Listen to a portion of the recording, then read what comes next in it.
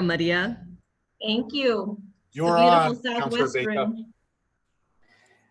Okay, I'd like to call to order the Special Finance Committee budget hearing of July 23rd, 2020 at 1:01 p.m. Can I have a roll call, please? Yes, sir. Councillor Carol Romero Worth. I am here. Councillor Signe Lindell. Me too. Okay. Councillor Renee Villarreal. Present. Councillor Jamie Cassett Sanchez. Here. And Councillor Romana Beta. Here.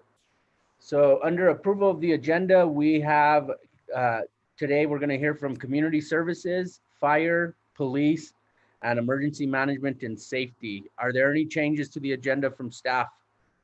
No changes, Mr. Chair. Any changes from the committee? Can I have a motion? Move to approve. Second. Can I have a roll call, please?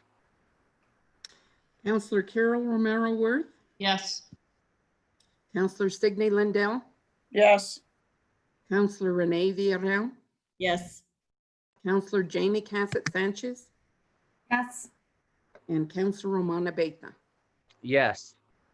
Okay, so we're going to start with Community Services, but before we get into the numbers, I do want to give the opportunity to the city manager and maybe the mayor to talk a little bit about the departments we're hearing today, how it fits into the reorganization. I think on day one, we heard about the need to respond regarding public safety and our community, police, fire, community services, and how these areas fit in with one another.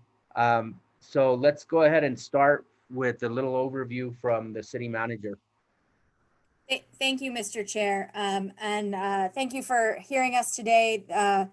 The overarching proposal, you will hear the individual budgets of the departments, but the overall proposal is to create the Community Health and Safety Department. The intention is to provide a community response to our public safety needs, reimagining the way our traditional response away from armed responses and providing for a more nimble approach that is rooted in public health. The creation of this department is going to create alignment in the way we respond in our programs, in the way we leverage our funds, creating synergy and leveraging our resources to provide more focus on mental health, substance abuse, many of the areas we know to be root causes. As I mentioned in our overview on Monday, it sounds like this type of reorganization has been talked about under different mayors, different administrations, in different iterations.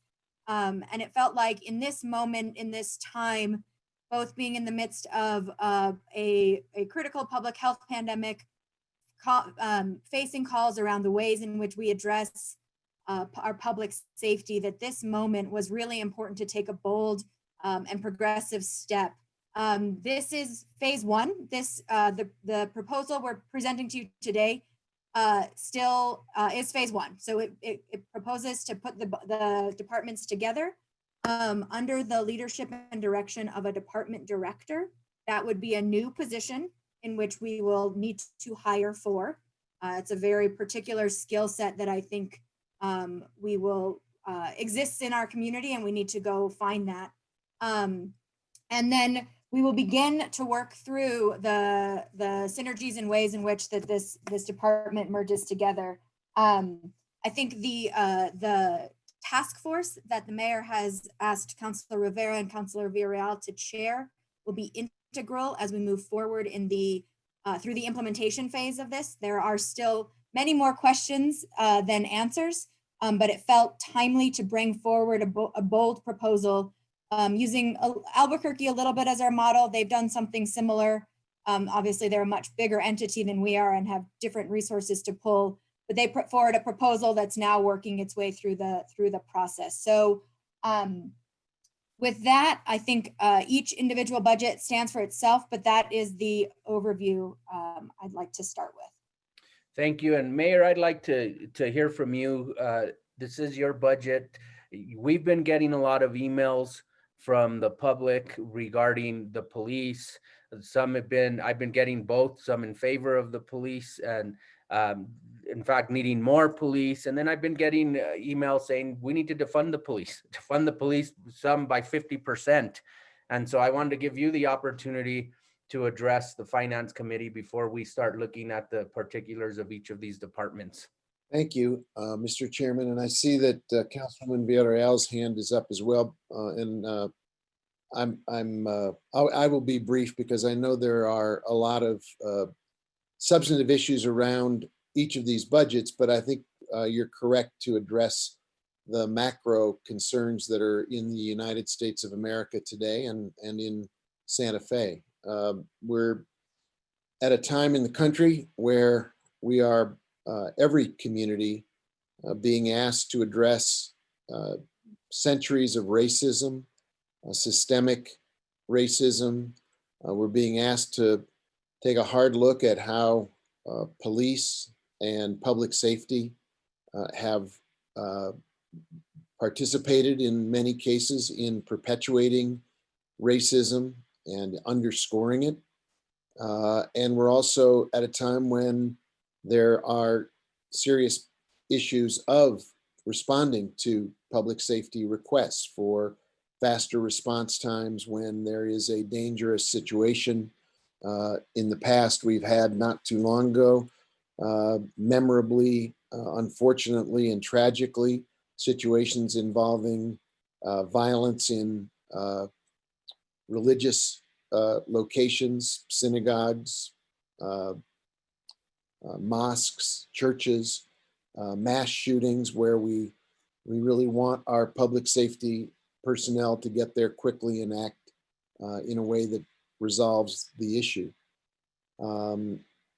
The question, there are many questions that are in the air right now regarding public safety and public health. And I think we need to see those two pieces very much together, the way Councillor Cassett Sanchez has spoken since her campaign, that all issues are public health issues.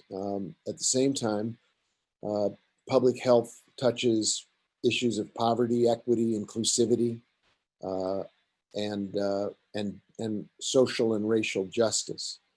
I think the time for Santa Fe to step into this discussion candidly and forthrightly is now. We are part of the debate that's going on around the United States. The question about resources is an important one, but I was thinking back to a time a number of years ago when I was working in Washington, D.C. In the Carter administration, and there was a reform movement around national defense and national security. And at the time, the debate was very bifurcated. Republicans said spend more on defense. Democrats said spend less on defense. And there was finally a reform movement that said more isn't better, less isn't better, better is better. And so what we're trying to do with this reorganization is focus on what better looks like. Better looks like using our resources to solve the problems of real people in our community, answering calls for service with the people who are best equipped to answer those calls for service. Last year, our police initiated or responded to more than 97,000 calls for service, with the police department numbering in the neighborhood of 150 officers. The question in front of us is not only, is that the right number of officers? How well are they trained? What are their backgrounds? What are our use of force policies? And whether or not we have ways to make sure our officers are behaving appropriately, but also whether we're asking them to answer the right calls with the right people. All over America, people have risen to the thought that police departments are not Swiss Army knives. They can't do all things for all people. We realized that in Santa Fe years ago with the creation of the MIHO project. We were the second city in America to adopt the LEAD program, now renamed Thrive, which basically says we're going to try to divert low-level people with problems of addiction from the criminal justice system and treat it as a disease. And now our community services team is working with the county on the Connect program, which is another way of using our resources more effectively to solve problems that people experience every day in ways that give them help rather than finding ways to blame them or, after there's a crisis, intervene with the police. So I think we're having the right conversation. Now is the time to have it, and we're attempting to use the city's resources for both public health and public safety in ways that will redefine how we respond to the needs of the community and answer the right calls for help with the right kinds of responses. So thank you for the opportunity to say a few words, Mr. Chairman. Thank you, Mayor. Councilwoman Villarreal. Thank you, Mr. Chair. Thanks, Mayor, for your words, and also for the city manager for kind of outlining what your vision is for the Community Health and Safety Department. I think that, like you said, it's not a new concept, but the only way it can be successful is if it has integrated functionality and eventually integrated budgets. So right now we're just seeing separate budgets that we have to go through, but eventually I'd like to see that department have and reflect values that you just talked about, the mayor, versus just saying we have an umbrella that we care about, but everything else still functions the same way. So that would be my aspiration for this department if it passes the governing body. Just a question for the city manager. If you could tell us, based on what you just mentioned about the department, if you can describe or just explain to us where the funding will come from to support the new director for this potentially newly formed department. Sure. So it's actually taking a position that is in fire. So you'll see it listed out in the fire budget, a vacant position there that would be reclassified into the director level position. Okay, that's what I want to know. And I have specific questions for each of the divisions, departments and divisions, so I will yield the floor. Thanks. Thank you. Councilwoman Cassette Sanchez. Thank you, Mr. Chair. And I know that we will have opportunities to really discuss what this reorganization looks like and what it really means for how these departments function together. The one thing that I wanted to say as we continue to move forward with this is I was reading the department mission. And I want to make sure that we are still not just focusing on response, but also prevention. And that will be really key. And how we are seeing taking away crime before it happens is usually the best way to be dealing with crime. And looking at all the different ways that this is integrated into so much of the work that community services done, and that this will create a constant need for reevaluation of what our public safety looks like. So those are some of the pieces that, as we are really fleshing this out, as we, assuming that we pass this, as we are looking for a director, that mission is really, really holistic in that sense, that we are looking through all phases of where public health and safety, and not just public safety. I know that public safety is very much on the forefront of our minds right now. But there are still components of public health that I want to make sure are not forgotten as we are looking at this. Things like hunger, things like how we collaborate with the school district in education and supporting youth services and youth opportunities, and a whole host of other things that Ms. Ochoa could talk to us about.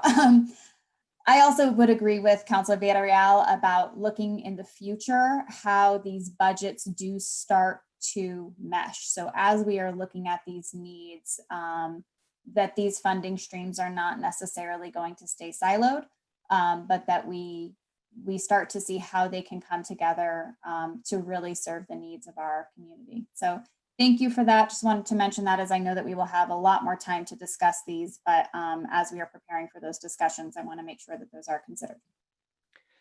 Councilwoman Lindell. Thank you, Chair. What's the time frame for launching the Community Health and Safety Department? And when will the role of the director be defined, and how that will impact the current directors or chiefs of the departments that are under that director? Mr. Chair, Counselor Lindell, thank you for the question. I think should this proposal be approved, then we continue to, as the two counselors mentioned before, continue to refine the mission, develop the job posting. We'd like that's the linchpin of this. Hiring that position will be key and integral to be able to do all of the next level of integrating. So I think it remains fluid, but I think as fast as possible is the time frame.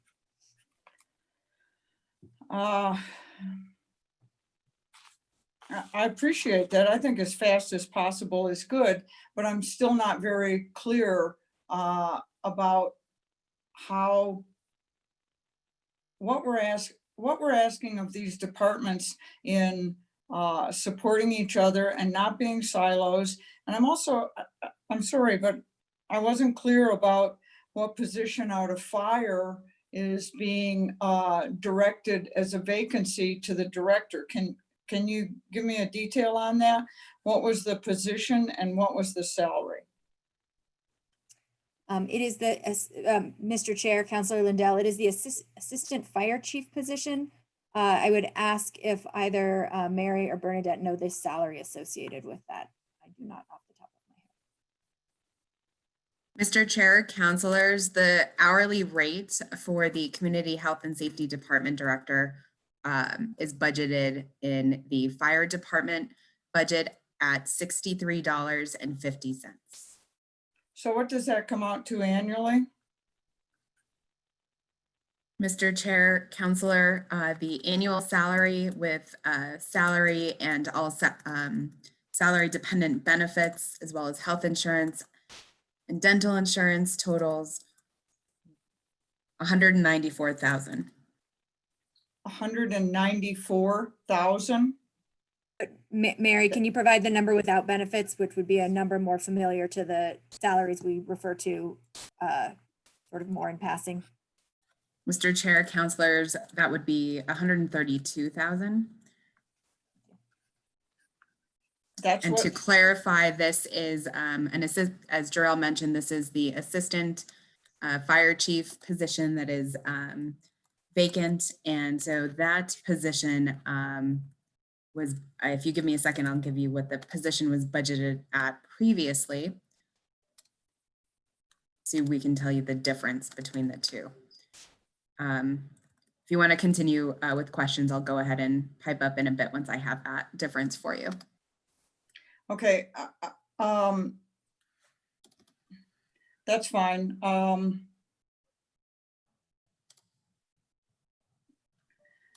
I'm assuming, so there is, it's being taken out of an assistant fire chief position, but there's also added money to it. Mr. Chair, counselors, yes, that is correct. And the comparison between the total annual salary, the assistant fire chief last year was budgeted at $106,000 for the annual salary, as compared to the $132,000 Okay, for the new position. So it's a difference of about $26,000. I suppose it would be Bern that I'm asking, how do we determine that salary?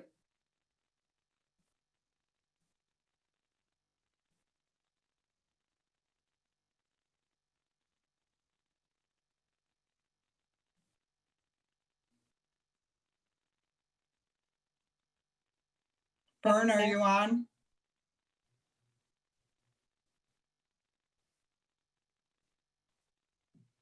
That's one of the follow up. squares in my Zoom bingo to say, are you on? Are you on? Mr. Chair, Counselor Lindell, we can follow up with a technical answer to that question. Okay, today, yeah? Yes. Okay. And also asking that, then I would want to know what are the salaries of the directors that, I mean, I don't know if you call them director, division chairs. I don't know what their titles are, but two titles would be chief of police and chief of fire. What are their salaries? So I think Mr. it's, Mr. Chair, Councilor Lindell, this budget as proposed does not contemplate any change in salary for those existing directors. So their salaries would remain as they are. will they have will they have less administrative responsibility than they did before?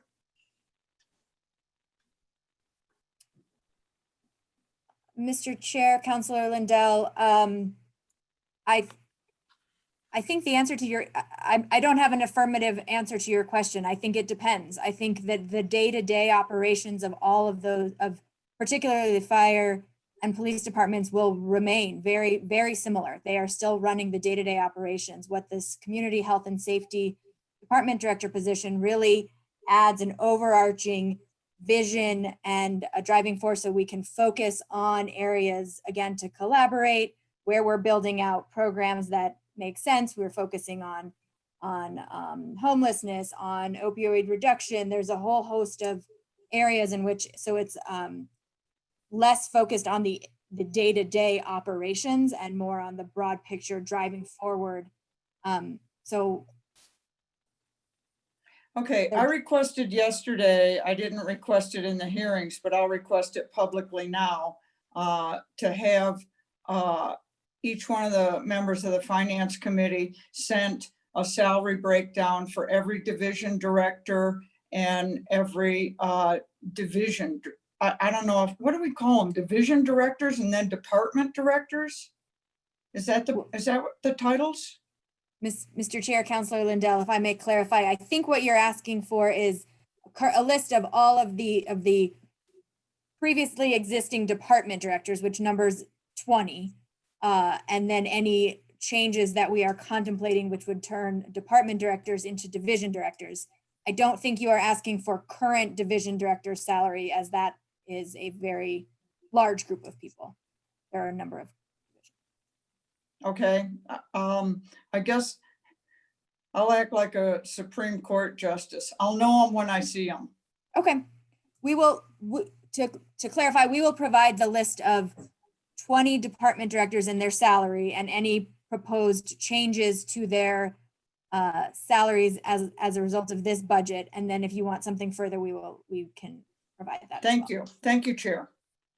Okay, we need to get into our department budgets. I will allow Councilwoman Vihel Koppler, if she has a question specific to the discussion we've just been having on the department director. If you have questions for that, Councilor Vihel Koppler, go ahead. Thank you, Mr. Chair. I was wondering about the newly created community services and such director that Councilor Lindell was talking about. And the positions coming from assistant fire chief, which is a upward mobility promotional position. And I'm wondering why, other than if that was vacant, why would that position be chosen rather than any other vacancy that we have in the city? Because it's more than just a vacant position, it's a promotable position.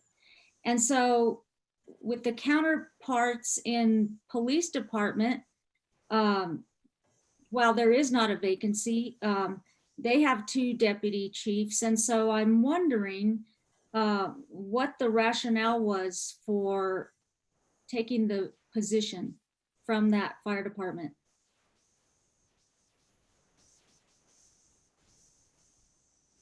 City manager, maybe you could answer. Yes, I will answer, and then perhaps Chief Babcock wants to weigh in. It was, I think, as straightforward as a vacant position that is not currently planned, was not planned to be hired into. And And so that was the rationale. Chief, do you want to clarify anything further? Yes, Mr. Chair and members of the committee.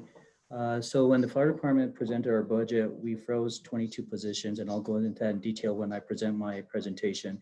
Of those positions, one of the 22 positions that we froze was a position that was vacated or soon to be vacated by a person who's an accelerated contract to retirement. And Mr. Chair, Councilor Vihel-Coppler, if I may, there are or were 3 assistant fire chief positions. There are just 2 police chief positions. So it puts them at more parity. There'd be 2 and 2. Okay, so do I understand there are 3 assistant chief positions? Is that what you said? Mr. Chair, Councilor Vihel-Coppler, that is correct. So currently I have 3 assistant chief positions. One is assistant chief of operations. The second one is assistant chief of support. And the third was assistant chief of my EMS division. My EMS division assistant chief is going to be on accelerated contract effective July 28th and off the books of April of next year. So that is a position that we are going from to freeze, and then we'll go down to 2 assistant chief model, one of operations and one of support. Okay, thank you for that. The next question I have is with regard to the qualifications for the new head of this department. And because, you know, the biggest thing is, of course, fire, police.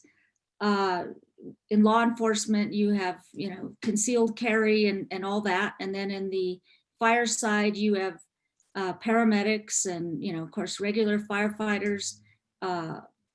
You have inspections, and you have different qualifications for those people as well as fire. And then, of course, when you build in emergency management and those have various qualifications, what kind of qualifications will you, well, this salary comes out to $132,080 without benefits or thereabouts. So what kind of qualifications are you looking for? And where will you advertise this? Mr. Chair. Chairman, Go ahead, Bernadette. Councilor Vihel-Coppler, those are good questions. So I think as far as the qualifications, as you have outlined, it would be really difficult to find someone who is maybe an EMT or a paramedic and also holds a law enforcement certification, all of those certifications all wrapped into one person. So looking for someone who has a public safety, public health background. There are a lot of other local governments who have this structure. So we would also look to best practice with the job description, which has not been developed yet. But we would be looking at those resources to help shape what that will look like. And so I imagine the education, certifications, whatever those are, and the years of service in their backgrounds would count and would be at least equal or greater than police and fire? I guess I don't understand your question. Greater than the fire chief and police chief, do you mean? Or yes, because those are the people, you know, in order to get that high of a range, those are the people that you would have to compare to in terms of establishing compensation. So, I mean, I know you already know these kinds of things, so I won't belabor that, but I think that certainly I'll be interested, maybe other counselors will, about what kind of qualifications will be set for this position and where advertising would occur to get someone that is equal to the pay band that they're going to be in. I'll move on. One other thing, as Councilor Lindell was asking for, as far as department heads and such, I just want to remind the committee that yesterday I did ask for a trailing of these positions all within city government. to match up with all of the new people in the new departments and where those positions came from, what ranges they were, what will the new ranges be, and just follow on through the budgets, and not only those that are applicable to the new departments or divisions, but also just overall by department as we've been reviewing this budget, that we have identified number of employees in each number and job titles in each particular budget. We had that last year to some degree. We somewhat had it the year before, but it's imperative with 70% of the employee wages and benefits. 70% of our budget comprises that, and I think it's important information to have. So I just wanted to remind the group, since Councilor Lindell also brought up a specific type of information that she wants to see. I think it all in a nutshell would be very helpful, and I appreciate it. Thank you. Okay, then let's go ahead and get started with our Community Services Department budget. Thank you, Mr. Chair, councilors. The Community Service Department budget for fiscal year 21, and may I ask I to share, thank you, reflects our mission to serve the residents of Santa Fe with their needs for health, well-being, and high quality of life. As you know, our mission is directed to all residents of Santa Fe, but especially those that are most in need, most vulnerable, and in some cases historically underserved people, with the goal to get them the support they need to lead their best lives. So we have 3 main divisions within community services currently, as well as last year when we received sort of oversight of the Office of the Public Defender. And my work has substantially been with my team to really align our divisions, to really look at an underlying strategy of addressing social determinants of health, both in our direct services, which we have substantial direct services, as well as in our indirect services, the contracts that we and the grants that we release into the community, primarily through the Youth and Family Services Division. We also are, as you know, a department that's hosts a number of citizen committees, because we are committed to community engagement, and task forces as well, hearing from community on the direction that they'd like our city to take to address the needs of various stakeholders. Next slide. In fiscal year 21, we feel very fortunate that our budget remains substantially intact from fiscal year 20.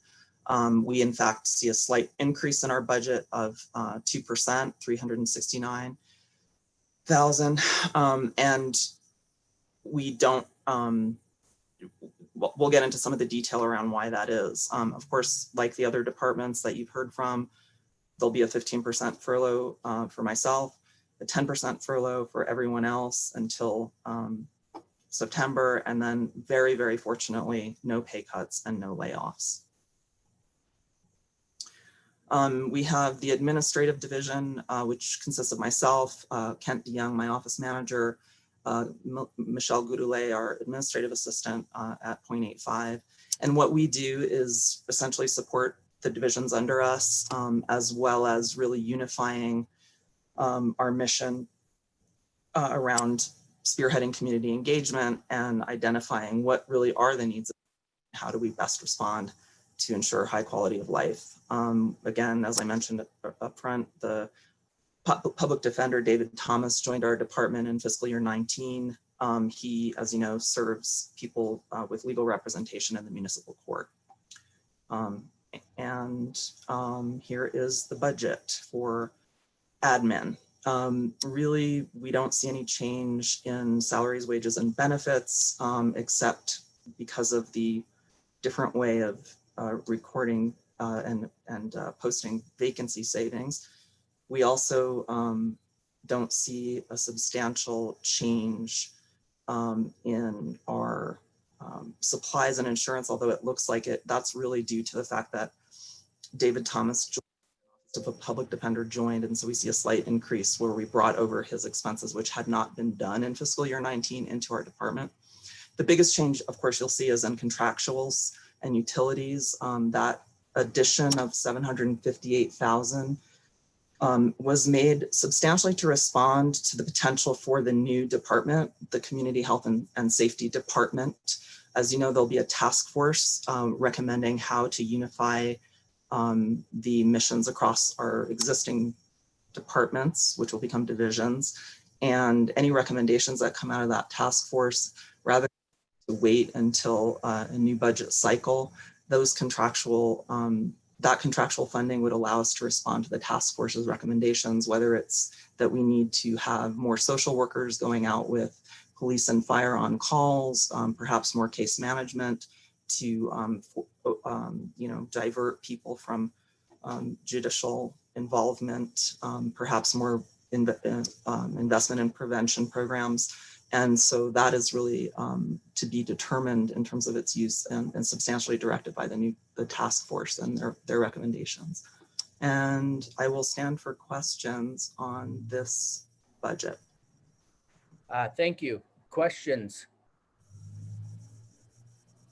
Councilwoman Romero Worth. Thank you, Mr. Chair, and thank you, Kira, for being here. Just a quick question. So the new task force, which task force, does the task force have a name? Is this the one that Councilor Villarreal and Councilor Rivera are co-chairing, or is there another one contemplated? Chairman and Councilor Romero Worth, yes, that is the new task force that Councilor Rivera and Villarreal will be on. It Okay, has not been approved yet, FYI. Correct. And then when you say that contractual services line item has the 758,000 and the kinds of things that you contemplate that the new department might need are case managers, social workers, prevention investments. So we're thinking that we're contracting for that. We may be contracting for that rather than bringing case managers or social workers as employees of the city government directly. That's correct. And as an example, the fire department, and Chief Babcock can speak to this, currently contracts with a social worker for their MIHO program. So that's one possible model to replicate the effective work that person does with the team. But again, it's a little open to determination based on the results of the task force. I think what it does is essentially, I mean, I have lots of ideas for it, of course, but I'm not going to be the one who determines all the uses. We've put forward proposals, as you know, for navigators to serve in the Connect program that might help at municipal court in terms of getting people, into services so that there's less recidivism, less jail time. That's one idea. We may need consultants who will help us develop policies for the new department. So that's another potential, use of the funds. It's a little bit open to determination, right, and it's not necessarily my determination. Right. So it just gets us started, as I think you said. So okay, thank you, Mr. Chair. Okay, Councilwoman Lindell. Thank you, Chair. Thank you, Mr. Choa, for this budget and for the work that you've done in the last year. I know that the way things changed, a lot was put on your plate, and I appreciate your response to it. But on that general fund, contractuals and utilities, I mean, we're looking at a 1,264% increase here. And we had to have put some numbers in to have come up with that number. And it may be that you didn't come up with that number, but somehow somebody came up with an idea of what they were going to need to have come up with what is a $750,000 change. So I think we need some real specifics on that and what we're looking at. we're being asked to approve something that we have no idea what it is. And I don't think that that's on you. But somebody needs to explain what it is because it's a lot of money. Mr. Chair, Councilor Lindell, I'll defer to the city manager and the mayor on that question.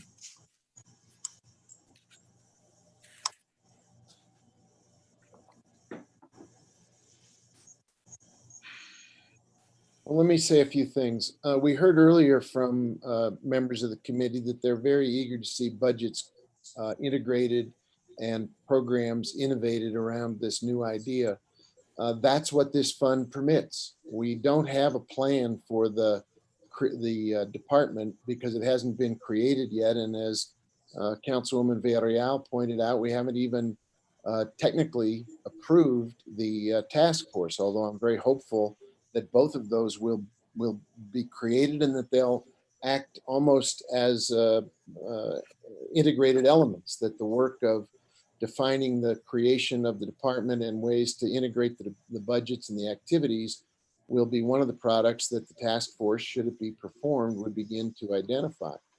But if we're actually saying we want to move forward with integrating budgets, with experimentation around shared resources, with primarily contractual rather than permanent positions, because this is in the early days of an experiment and a developing concept, then what we wanted to do is to create the capacity for those experiments to take place. Obviously, if they're contracts, they'll have to come to the council for approval, and you'll see them as they emerge. But it strikes me that we're embracing a new path forward on public health and public safety.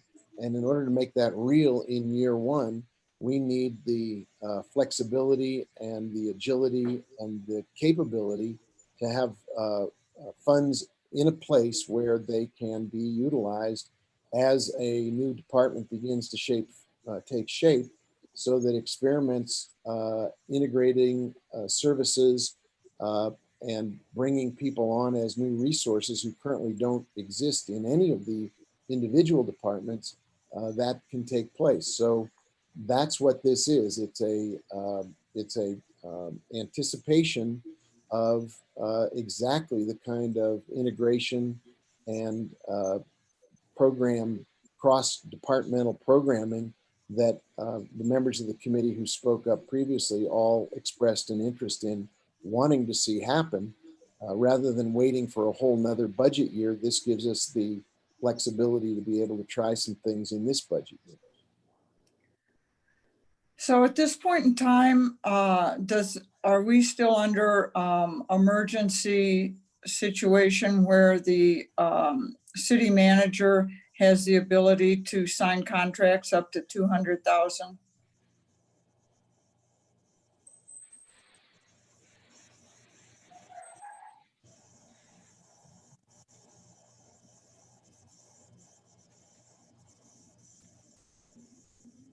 Does the city manager, what I believe maybe there was it during the emergency, or was there a 90-day period on that? Because I know it wasn't permanent. Chairman Abeta, I can answer that question. This is Aaron McSherry. Thank you, Aaron. Chairman Abeta, Councilor Lindell, this is for the pendency of the declared emergency, I believe at the state level, but I can double check that real quick. But both the state and the local emergency orders are still in effect right now. So at this point in time, the city manager can sign contracts up to 200,000 without bringing them to the council. Councilor Abeta, Councilor Lindell, that's correct. I appreciate you jumping in, Ms. McSherry. I'm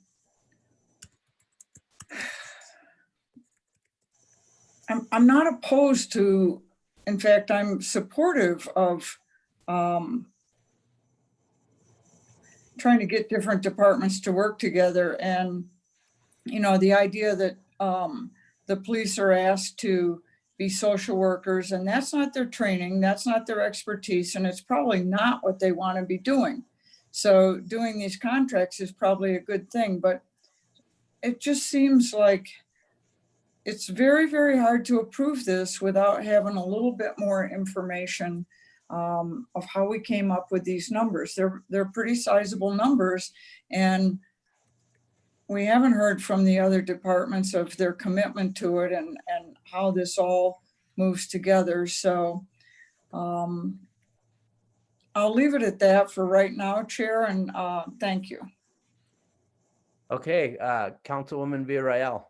Thank you, Mr. Chair. On that same point that Councilor Lindell brought up, I'm not opposed to adding contractuals. You had mentioned social workers, case managers, diversion support. However, I'm not quite understanding how it all gets chunked into community services and it's not spread out in the various departments and police and fire, and one in particular, fire, because of the MIHO program, they were supposed to have a social worker component. So does that mean they eliminated that position or that contract in fire and it's now moved into community services?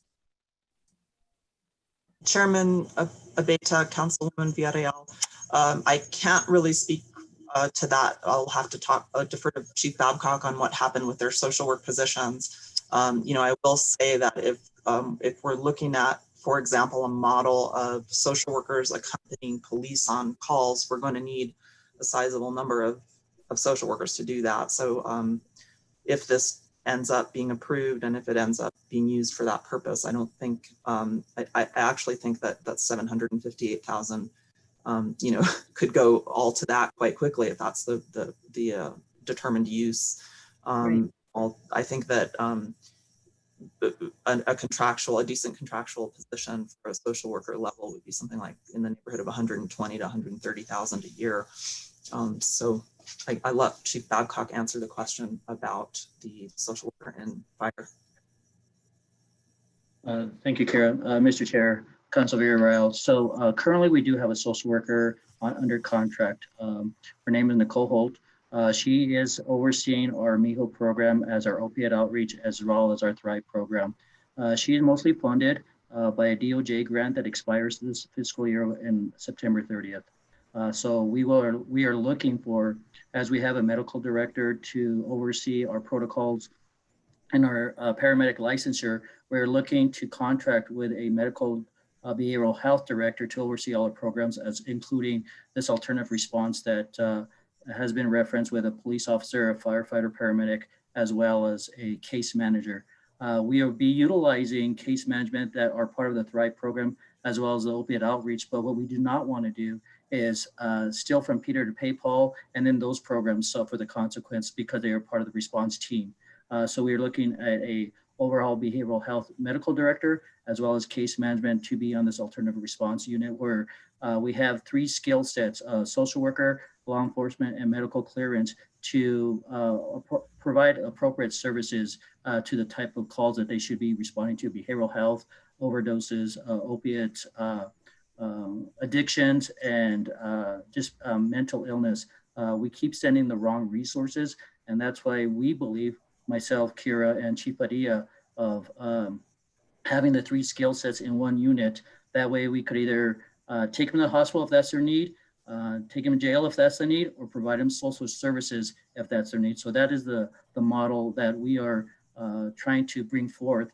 And this model has been very successful with the Colorado Springs Fire Department. And that's the model that we are trying to move forward with.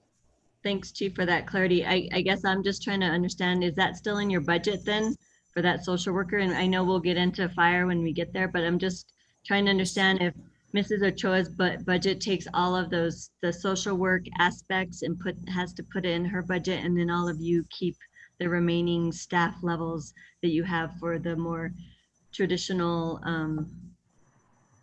So, Mr. Chair, Councilor Villarreal, so in my budget, when I do present, I do have a budget funded for case manager, a partial case manager, as well as behavioral health medical direction. So I do have that, and I'll explain the numbers when I present of what those costs are for each position, as well as Kira stated, it's going to take more than one social worker or case manager to provide them those response. If one case manager is off for the day or calls in sick, then that unit can't respond. So it's definitely a position or a response unit that needs more than one person in that position.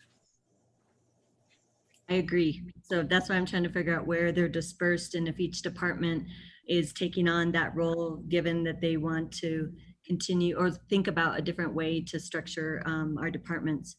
For the, Ms. Ochoa, did you say for salaries, the bump in that line item was only vacancy savings? Chairman, Councilwoman Villarreal. Yes, no one is getting a raise in the department, in this division. This is because I might have to defer to Kent DeYoung here, my admin manager, or Ms. McCoy.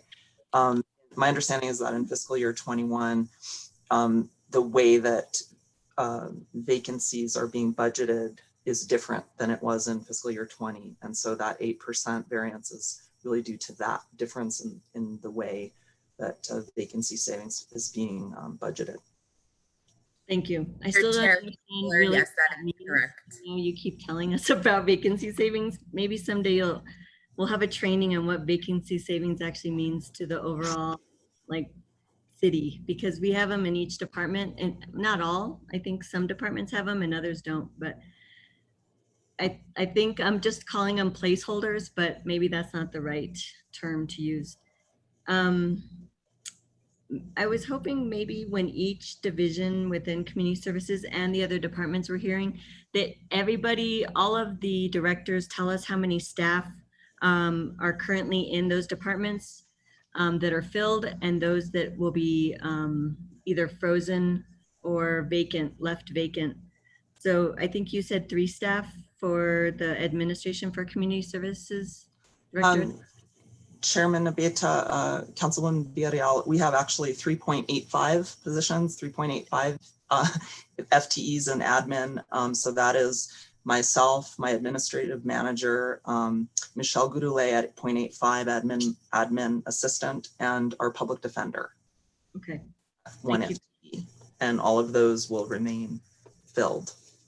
Got it. Okay, thanks for that. So if each division, when they present, they could tell us how many current staff they have that are filled and those that will remain vacant. And this is for, I think for our finance department, if you could just explain to me, because I know we see this in each of the budgets for each department. We talk about other operating costs, and I appreciate the chart of accounts that you broke that down for us, what that entails. But I'm just curious how, I'm just looking at community services. I was just comparing the departments and divisions within community services, fire, police, and emergency management. I saw the numbers jump pretty drastically in terms of other operating costs. In this case, it's it's a reduction of 71%. And then when you look at other departments, divisions, excuse me, they fluctuate pretty heavily. Like library services is like 114% increase. So there's some that are decreases and some that are increases. So how did finance determine those operating costs? What's the criteria for each of the operating costs? Mr. Chairman, Councilor, I'll let Andy go into some level of detail, but as if you can open up the chart of accounts, or at your convenience, if you can review the crosswalk that I sent between other operating costs and all of the different line items that make up that category, you can see it's a variety of different expenses. So with that, it's not just one answer to what is making a particular department increase or division increase or decrease. I think there is one commonality throughout each of the divisions, and that's what I'm going to ask Andy to speak to, which is services of other departments. Yes, Mr. Chair, Councilor Villarreal, my boss just took the words right out of my mouth. There are actually quite a few disparate things in other operating costs, which is kind of why it has that catch-all name. It includes everything from travel and training to publication and printing costs to advertising to inventory exempt equipment and furniture, things that are small equipment valued at less than $5,000 per item. So there really is quite a large variety of things in here, and it just depends on the department. Like, in the case of, for example, utility billing, you'll see much higher printing and postage type costs, because of course they have to pay for the printing and postage of bills, whereas in community services you might only see stuff for promotional events, so it's a much smaller number. But one of the components, of course, of other operating costs is the services of other city departments, which in general is virtually all city entities are charged some services of other city departments. What that is what we call internal service charges. Those are for things like fleet and IT, HR, and payroll that wouldn't need to exist if there weren't other city departments providing services that need support in those areas. So, if we didn't have a parks department, a police department, a public works department, all these other things, there would be no need for internal services because there would be no, audience for them. But those are services that are really focused on supporting other city departments in their activities. And in this case, community services, because we are talking about areas that are predominantly funded by the general fund, the only charges you'll see there in services for other city departments are for fleet and IT costs, which are allocated out based on a variety of formulas. For example, number of vehicles that they have and maintain, that fleet maintains for them, and the age and condition of those vehicles. The type of vehicles sometimes factors into it, because some vehicles are more expensive to fix than others. That's super helpful. Thank you. And the reason why I say that is because each division is very different. And I'm trying to understand. I thought it was based on number of staff, and it maybe that's a component of it. But, community services is not, it's a reduction. Yet when you go to library services, they had an increase of 114%, and senior services had a percentage of 161% increase. And then you go down to police and they have a negative 28%. So I guess when we get to this, maybe you can get in more detail about why that was high and why some are reductions and some are extreme increases from other budgets. Mr. Chair, I would just, counselors, we can, each department does have that detail that they can review with you for all of the very different expenses that are rolled up into that other operating cost. Sounds I good. would ask Kira to provide that information. Chairman, Councilwoman Villarreal, we have about, in this line item, in previous budget year, all of the divisions services to other departments appeared in admin. And so this is actually a better reflection of what's really going on in our department this year, thanks to finance and for doing it this way. My understanding from Kent is that in this year we had about 204,000 in services to other departments, about 100,000, is that right, in registration? No, $1,000 in registration and $500 in dues. That doesn't, I think that'll add up across the divisions. Kent, is that correct? That is correct. 99% of this budget for the FY21 year is just services to other departments. And the reason it went down so significantly is because it was previously meant to cover the services for library, the services for senior services, and those same services for youth and family.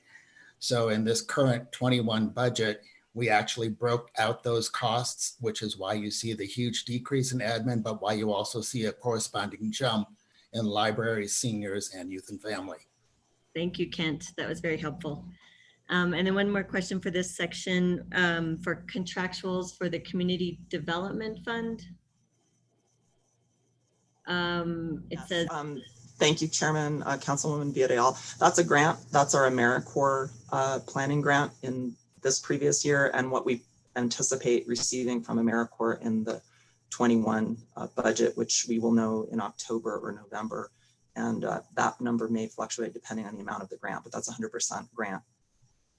Got it. Oh, is that why it says 100%? Pardon me? Sorry, what's confusing to me, which I'm fine with AmeriCorps, I think that's important for the work you all do. It goes from 35 to 70,000. How come the percent change says 100%? Because it doubled from the 20 budget where it was 35 to 70. But again, I should caution the council that this number would likely change in our current budget. It's a projected budget amount, and I can defer to Mary on how finance actually came up with that.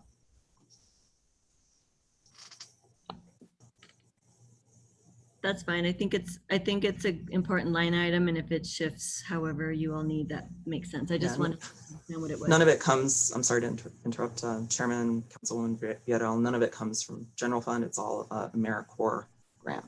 Got it. Okay.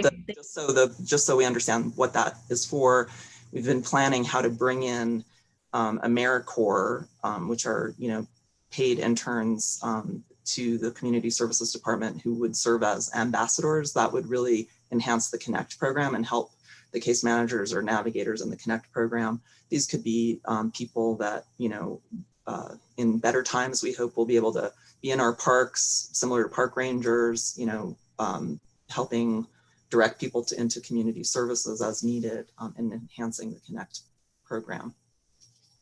They could be in parks, they could be in libraries, they could be in the public utilities department, helping people who are having trouble with their water bill get better service and supports.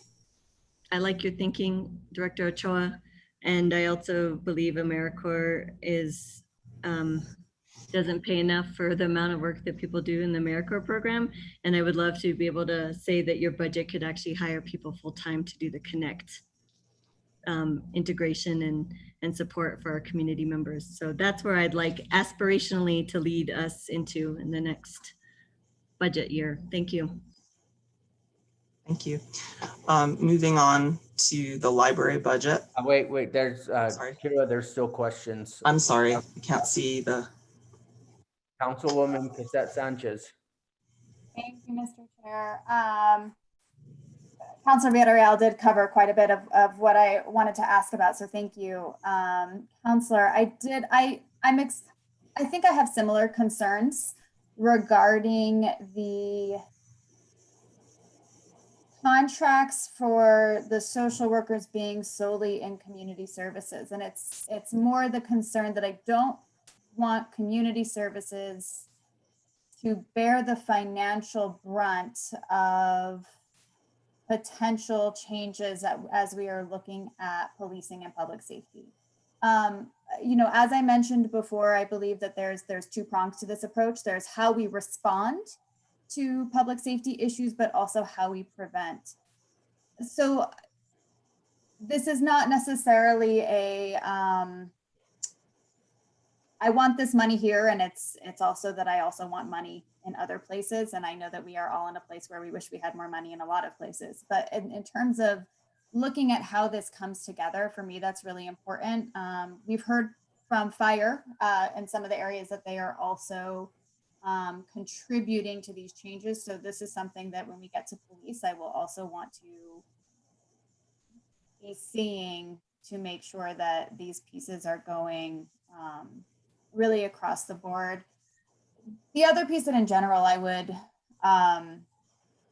charge of community services, of finances, as we think about what this year really looks like, and as we know it's going to be a volatile year.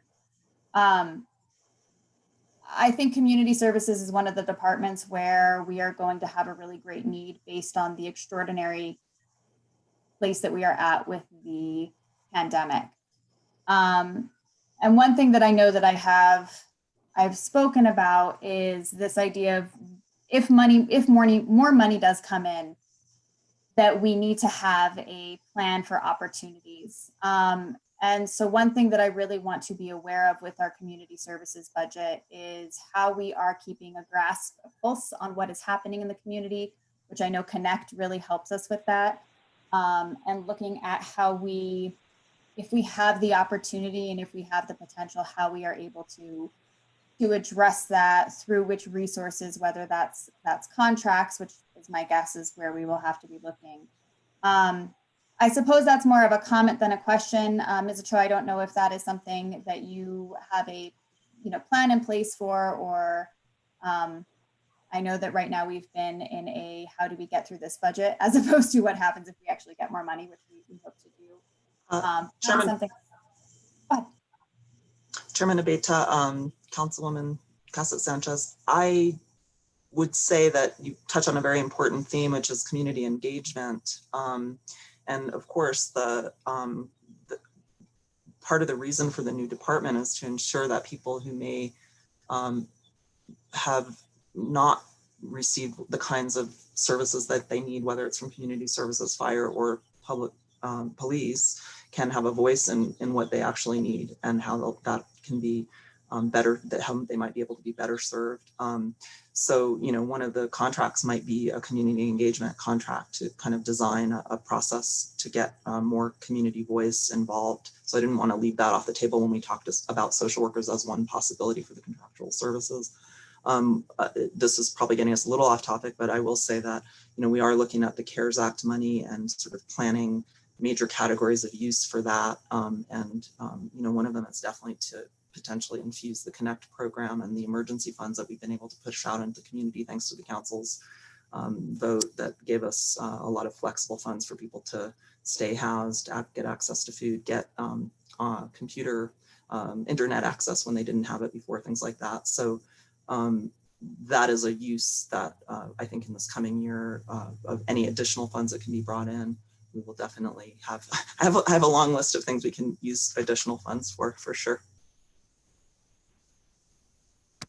Yes, thank you for that. I really do appreciate that. And I look forward to also hearing from the other potential divisions in this potential department about where are they looking for those intersections and abilities to support those missions as well. So thank you very much. That was all. Councilwoman Vihil Coppler. Thank you. Thank you, Mr. Chair. Ms. Ochoa, I wanted to ask about, and I'm not clear, in your contractual services budget here, administration and public defender, is this where drug and alcohol rehabilitation money is, or is that somewhere else?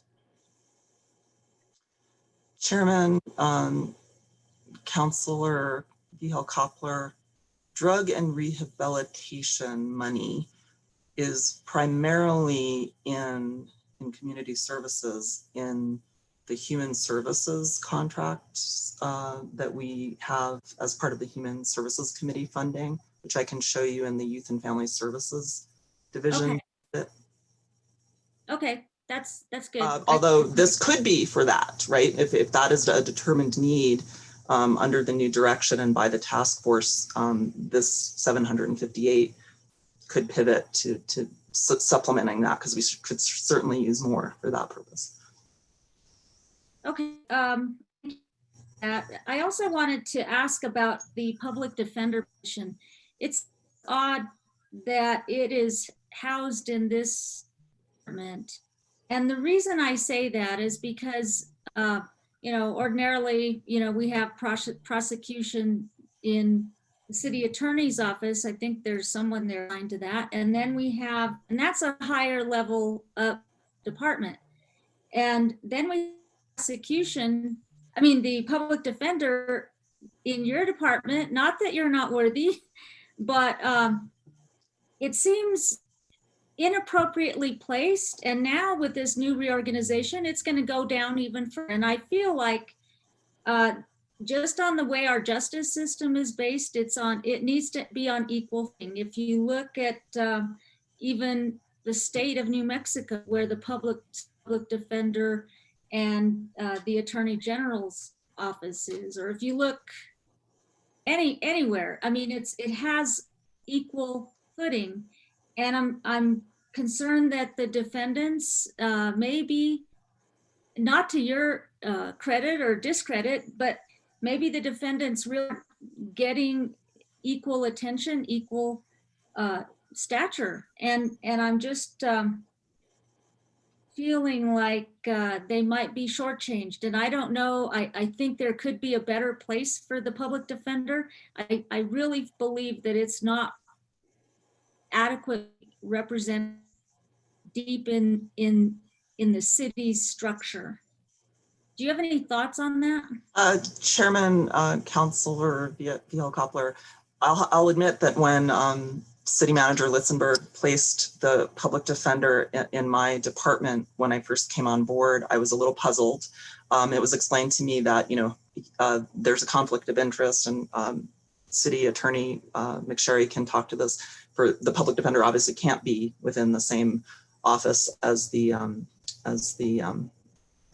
prosecuting side. So at first it was puzzling, and I don't have a legal background, so I didn't feel, really qualified to supervise that person on that level. Actually, it's proven to make quite a lot of sense, because the clients that the public defender serves are so many of the clients served through other divisions, especially the Youth and Family Services Division. People who are struggling with alcoholism, for example, for the DWI programs, people that may be homeless in homeless court. So there's actually been quite a lot of integration in terms of my understanding of what people are experiencing in municipal court, and how, again, the people that really need sort of advocacy and support can get it through the public defender's positioning in the Community Services Department. In terms of, the sort of stature of that office, I don't know that I can speak to that. I can see what you're saying. There's one public defender, and I think he serves about 300 clients a year currently. It's worked pretty well, and it's given me a real insight into, sort of the array of services. And it actually certainly makes sense within this new department. It informs a lot of what needs to happen in terms of, diversion. And I know that, the Chad Chittum, who is the courts administrator now, Judge Vigil, and the public defender, and I, and Ms. McSherry have met on homeless court and what that should look like, and other diversion programs. So I've learned a lot from supervising Mr. Thomas, but and he does have outside, part of that contractual services is outside support for legal advice that he may need to get from other lawyers. But I'll defer any additional information perhaps to the city attorney on that one. Before we go there, it occurred to me, though, that now with this reorganization where you have the police department under the same umbrella, and I hear your points about being supportive with the programs you offer, but now we're having the very people who charge or arrest these defendants in the same department. To me, there's not enough arm's length, and I think it's a conflict right now. It may not be today's world as we sit with our organizational chart, but it will be in the future. I think it's a tremendous conflict. The same conflict that would arise should we house it in the attorney's office. And I'm wondering if it wouldn't be housed more appropriately at municipal court.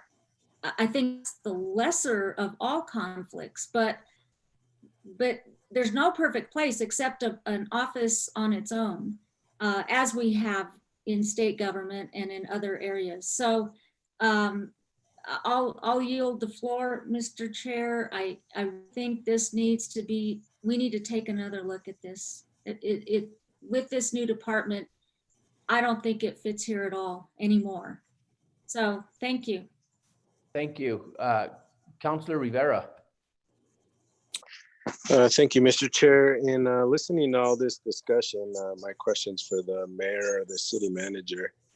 But was there any thought put into really moving Miho, Thrive, and potentially other services into a new separate division from both fire, police, and community service, still under the same umbrella, but just a separate division? Mr. Chair, Councilor Rivera, Thank you for the question. I think there's a lot of different scenarios that make a lot of sense. This, again, as we mentioned early on, was phase one, starting to put the big pieces together. And then I think there is a lot of opportunity for synergy amongst programs, whether it should become, that level of program should become yet another new division or be housed in a one division. I think that's the level of operational details we need to do should this proposal get passed. We sort of took it this far, again, also recognizing the need for a director and leadership who has a background in these areas to really be able to build out the right level of organization. So that was the theory of why we presented up to a certain point. Okay, thanks. Because from hearing the discussion, again, having social services under community, or under community services, paramedic under fire, police officer under police, they may all stay in their own divisions, but having probably a separate mission and directive is probably going to be appropriate. So just wanted to see what the thinking was behind there. Thank you, Mr. Chair. Absolutely. And if I may, Mr. Chair, Counselor, I think it goes to the concept of, response and prevention. There's a whole world in which you could build out based on those different categories. So I think you're absolutely right. And I think it's for us to continue to consider. Mayor Weber. Thank you, Mr. Chair and members of the committee. I wanted to circle back around to a point that Councilor Cassett Sanchez made, and then link it up with the question that Councilor Lindell had asked earlier about the funds for contracts. Councilor Cassett Sanchez made an absolutely critical and totally accurate remark, which is we're living in very volatile times in terms of just how quickly the public health scene is changing, and with it, our need to respond to it, not only as far as a narrow definition of public health around people who are suddenly finding themselves victims of COVID-19, but the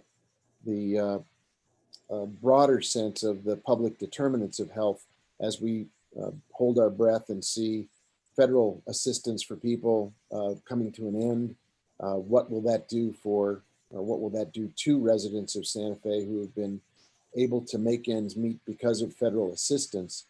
I was on a call this morning with a number of mayors from around the country where one of the public health experts was advising mayors around the United States to begin to set up a public committee around the delivery of a vaccine, when and if it comes, with the anticipation that when a vaccine for COVID-19 does arrive, whenever that is, and nobody knows, but when it were to arrive, it would be good to have some planning in advance about distribution and education around the vaccine and community participation in learning about such a vaccine. We don't know when that's going to happen. It might happen in this fiscal year. It might not until much later. But we do know that the area of community services is a critical area, not only for redefining this department that Councilor Rivera just asked about, and I'm very much looking forward to the task force that he and Councilwoman Villarreal would head up, assuming the council approves it, beginning to scope out issues of not only better coordination within the departments that we're talking about bringing together under a single roof, but also more outreach and more anticipation of public issues around health and safety. What do we do about the outbreak of COVID-19 in the zip code 87507? How can we better address that? If we have a vaccine at some point in the next year, how would we be prepared to best utilize that? And how would we get community engagement around such a vaccine? We really are taking big leaps with this community services team into public and human service at a time when it couldn't be more important. And the flexibility and the capability to respond to uncertain times, both externally and then internally, in building more response capability that is coordinated, really is reflected in that line item that Councilor Lindell drew attention to. And that's where we're looking for flexibility, resilience, adaptability, and guidance on where the priorities are, both internally, but also externally, as we watch these crises of public health and public finance, public economics collide in Santa Fe. So I think these are really important times to be looking at the Community Services Department to provide flexible and adaptable responses. Thank you, Mr. Chair.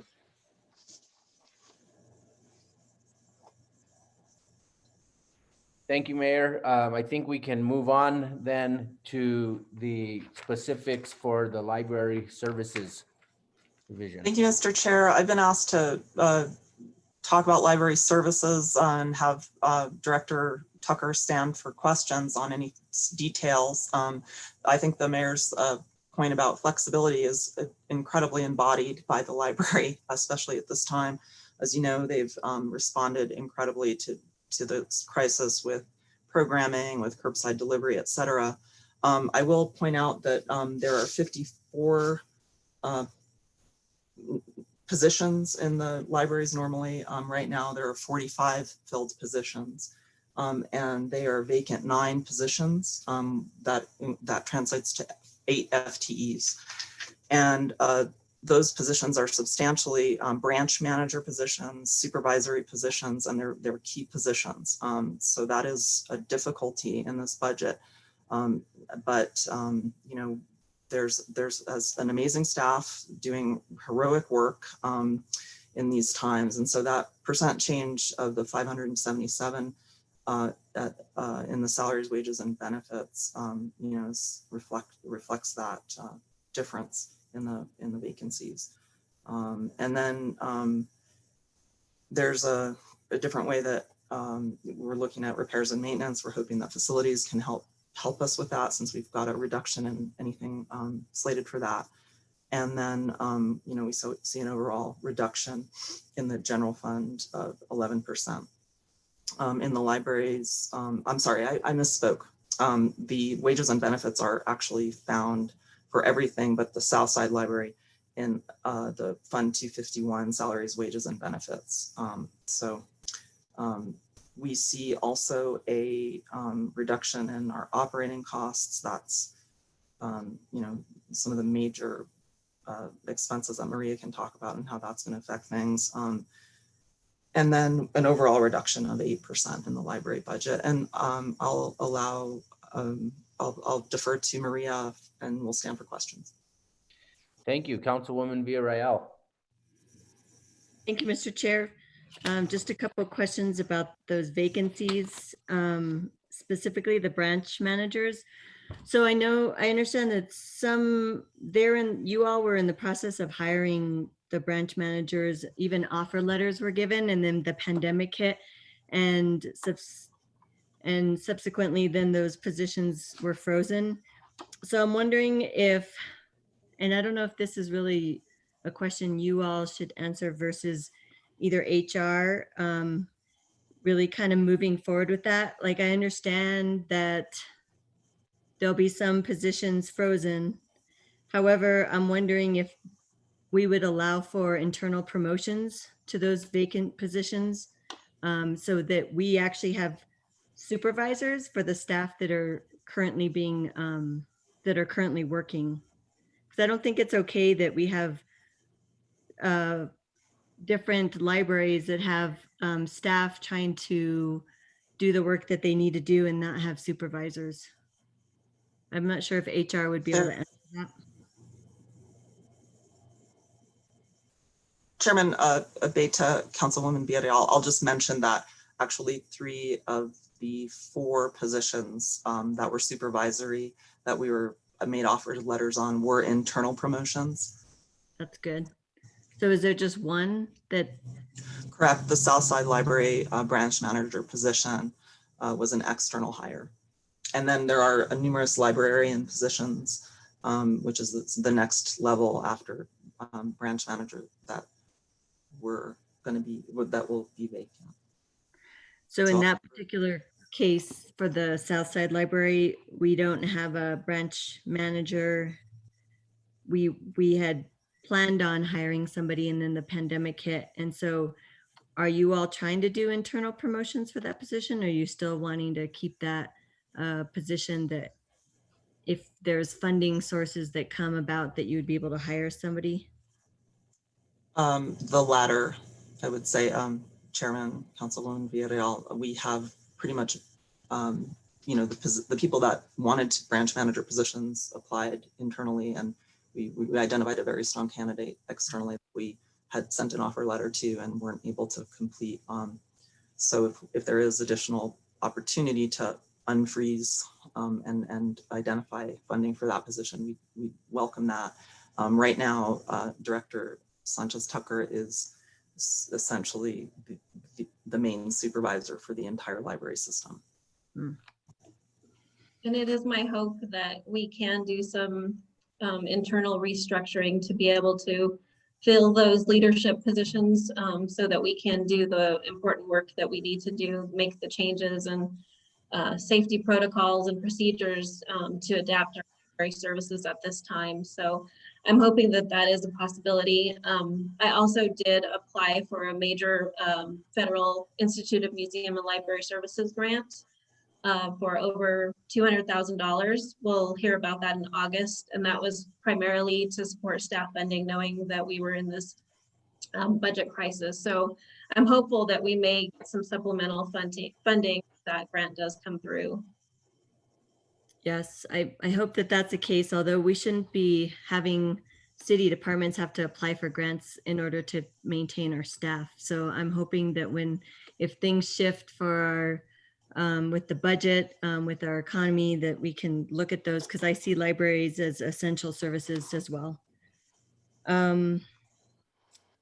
So maybe at this time, since I'm really stuck on those other operating cost line items for every single department and division, if finance can explain, or even staff, if you all know the details of why this amount for library services went up to 114%. Chairman, Councilwoman Villarreal, I'll defer to Kent DeYoung on that. He has the detail. Thank you. Thank you, Kira. Thank you, Councilor Villarreal. Again, that is shifting a lot of the ITT internal service cost out of community services admin and into the library so that it better represents the true cost of providing that service to the library. Sorry. And what are some of those internal costs that are specific to libraries? Councilor Villarreal, I'm going to defer to Andy because Andy has the details behind those calculations.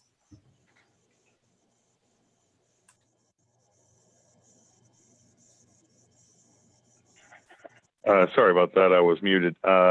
Mr. Chair, Councilor Villarreal, in the case of all departments, ITT and fleet costs are apportioned based on the current budget proposal. So in other words, they're unlike the general fund services in which we apportion actual costs in the following fiscal year. For ITT and fleet, because they are true full internal service funds, meaning that their ins and outs are designed to be equal for any given year. For the budget, we apportion their costs of their budget based on two factors. First is, in the case of IT, if there are any software items or specialty hardware items that ITT maintains for them that is attributable to only one division, such as, for example, the example I always use is the ride match software in transit. That's entirely focused on the transit function. So the costs of that software that is maintained by ITT and the contracts for the services and everything associated with it are maintained by IT, then they charge transit directly for that entire cost. In the case of other general costs that are not necessarily attributable to any particular division, such as the director's salary or office supplies, things of that nature. Those are apportioned based on the number of users, which can take into account a variety of factors. To use the fleet example, it would be based on the number of vehicles, the age and condition of those vehicles, and often the types of vehicles too, because different vehicles have different repair costs associated with them. Chairman, Councilwoman Villarreal, the library doesn't have any fleet, just That's so. what I'm wondering. In fact, we actually put in when in good times put in for some cars so that librarians could do outreach. But my understanding is that, Andy, correct me if I'm wrong, this is substantially ITT. That's correct. I wasn't necessarily mentioning fleet in the context of the library, just to generally explain what those costs are, how they're apportioned for fleet and IT. Yeah, thank you. I just wanted specifics for library services, but the software aspect is probably the larger chunk among some other smaller pieces. Okay, and the other thing I had, thanks, Andy. The other question I had was about the library fund. What is the source of revenue for this fund on the budget we see? Chairman, Councilwoman Villarreal, can you direct me more specifically the library fund? Oh, I was just looking at, see these different titles, the general fund, and then the next section is library. Oh, 251. Kira, I can field that if you like. Thank you. Fund 251, because it was when the Southside Library was created, it was built partially with grant funding. It was put into a special revenue fund, but a revenue source was never specifically associated with the library, the Southside Library, except for, what the small amount of revenue they generate through their own activities. So that fund has always been supported by the general fund in the form of a transfer out. If you actually see in the last line in the general fund section above transfers out, that is the subsidy for the Southside Library and where the vast majority of the funding to run that facility comes from. So because that fund was that came from an original grant, but the grant no longer exists, how come it still stays as a library fund and there's no revenue generation or any funding sources that come to it? Why isn't it just folded into general fund? Mr. Chair, Councilwoman Villarreal, that is the Southside Library still does occasionally receive grant funding, but that's just pretty much a legacy of how it was set up. In many cases, just to keep the chart of accounts as simple as possible, we try not to shift things around between, old funds and new funds too much just because of continuity issues. And also, it tends to grow the chart of accounts that led us to the problem we had in the former financial system, where we just had an unwieldy, huge chart of accounts that was very difficult for anybody to grasp, even the using departments, even finance sometimes. Okay, that helps somewhat. That's all I have for now. Thank you. Councilwoman Cassette Sanchez. Thank you very much, Mr. Chair. One of the themes that we've been talking about is where are the pain points going to be with this budget? And so I would really be interested in hearing what this budget is going to allow in terms of services to the community, both in a COVID restricted world, and then also if health orders start to change, what is really going to be capable with the current budget. Chairman, Councilwoman, I would like Maria to answer that. I'll just say generally that, the library staff has been serving nearly as many people as they did when their doors were open with curbside distributions as well as programming. We are in conversations with schools around how we can support students during the school day who may need a place to be, and whether we could do that safely, given the current staffing is a question, frankly. If we are able to open, given the safety needs of the, patrons and the staff, I think we will be challenged to do so at full hours and full days. But Maria, would you like to take that one as well? Sure. Thank you, Kira, Council Chairman Abeta, and Councilor Castut Sanchez. So this budget, we're grateful that our funding for library materials is restored, and we'll be able to move forward. Hopefully we'll be able to work with our vacancies and restore library services as we can, planning ahead through changes in the health order.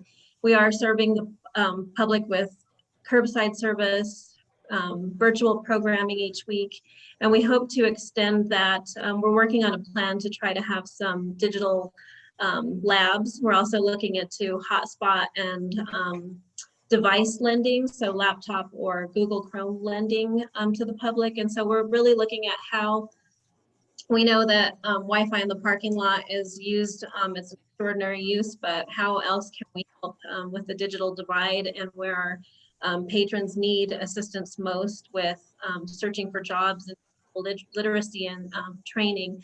And also parents and school children are going to need so much support right now. So those are really going to be our primary focus as we move forward with planning for adding in phase services. And so we're really going to look at some data-driven planning for how we purchase our materials, what do our patrons need most, what are they using, and try to analyze how best to spend our funds this year, especially since we're adapting to the needs of our community during this difficult period. So really focusing on education and the digital divide is going to be a major priority for the library.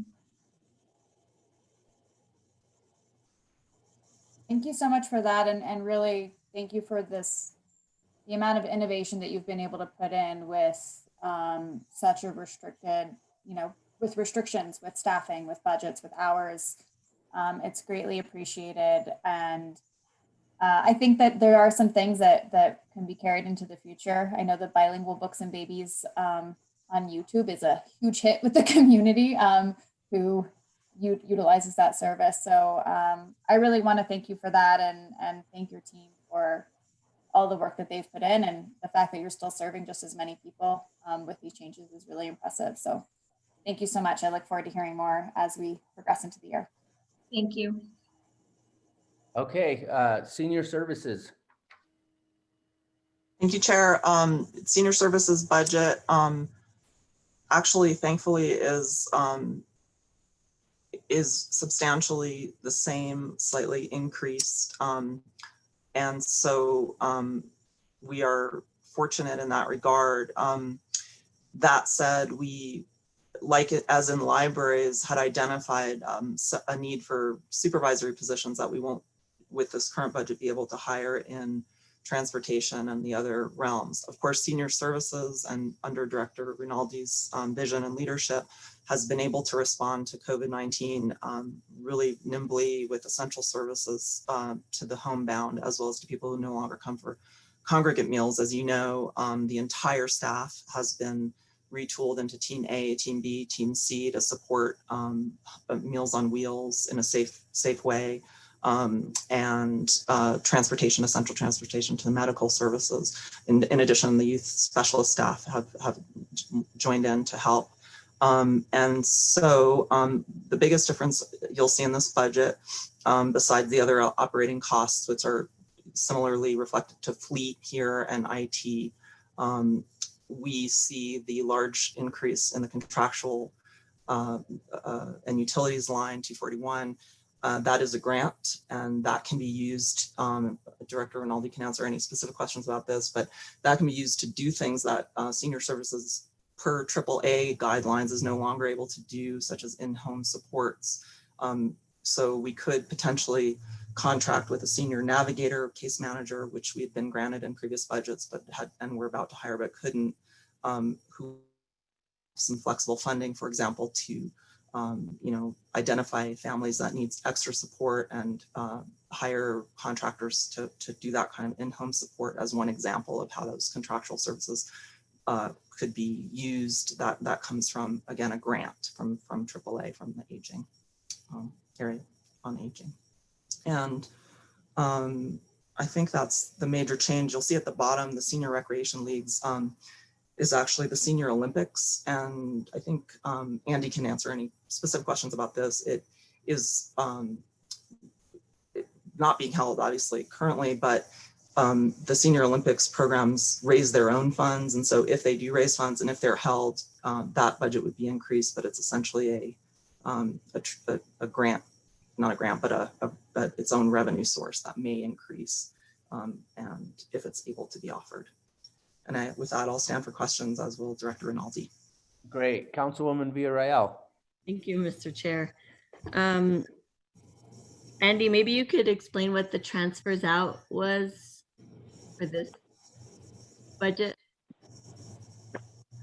In the general fund, the transfers out represents the city's match to senior grant programs, the various senior citizen grants, such as the Title III grants, the home delivery of meals, and I'll let seniors expand more on the various aspects of the program that they do. But each of those grants requires a city match, and because in many cases it ends up being an overmatch, because in many cases the grants have not kept up with, for example, things like salaries and benefits.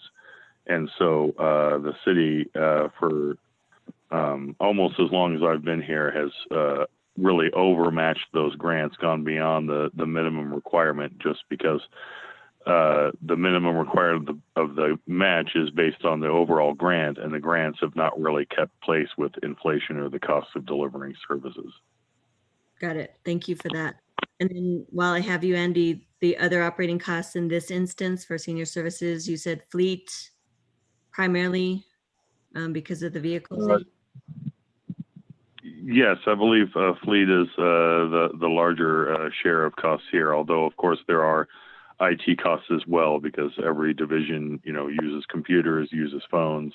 So, there is a aspect of both here. Okay. Any other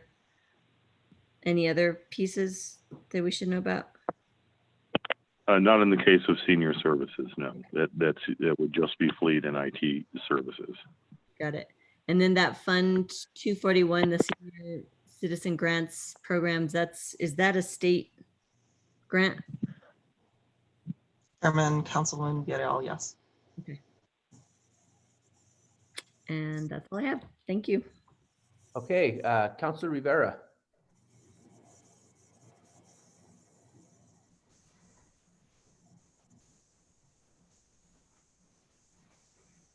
Councilor Rivera, I see your hand up. Are you there?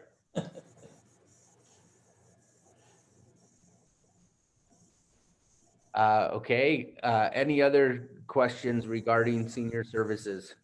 One more, just in terms of numbers of staff.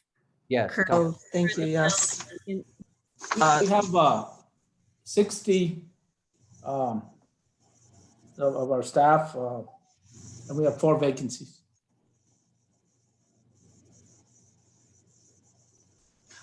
Sorry, Chairman, Councilwoman Villarreal, the number I have is actually on that 4, and 50 of those are filled, with 51.5 FTEs, 48 filled. So 50 staff, 50 point something. What did you say? Sorry, we have 50 staff positions currently filled, and 4, as Director Rinaldi accurately said, vacant. We have an office assistant, a senior services driver, and a senior services navigator, as well as a transit driver, 3 that are vacant. Okay, thank you. We had also been looking at and made new budget proposals for, again, program managers, which is a key need in the senior services department. So as we look at if there's any flexibility over the coming months, that would also be a priority to look at reclassing folks so that we can provide, again, greater supervisory support, which is more needed than ever for safety and COVID times. Thank you for the clarity. Okay, one last chance for Councilor Rivera. Your hand, but Sorry, thank you, Mr. Chair.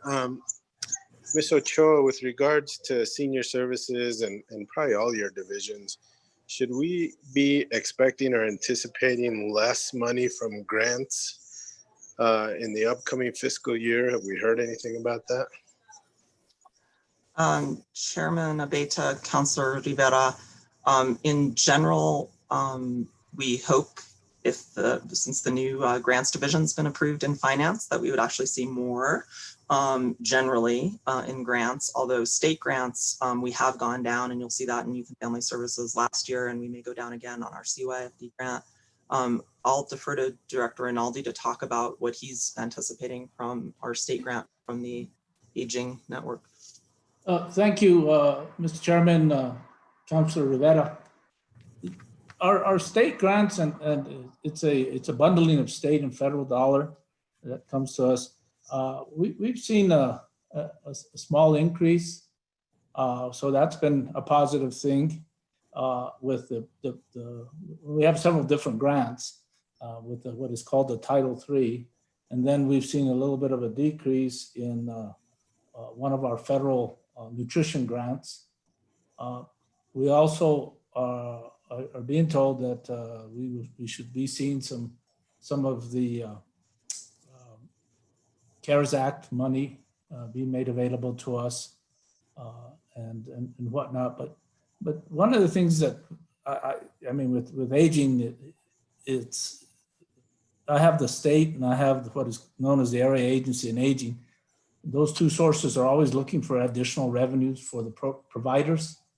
And so sometimes it comes in and then other times at the middle of the year when the legislature starts doing their thing, there's a realization that they're going to start having to cut. And so then they also do that opposite dance with us. So right now I'm feeling fairly positive considering the economic situation that the state is in as well. But we're optimistic. We've always been optimistic since day one. And so we'll keep that. So hopefully that answers your question. It does. It also concerns me moving forward with the shortfalls that the state is anticipating. So, you know, as soon as you have information, please pass it along quickly to the governing body.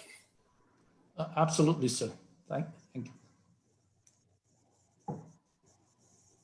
okay, anything else, Councilor Rivera? That was it. Thank you, Mr. Chair.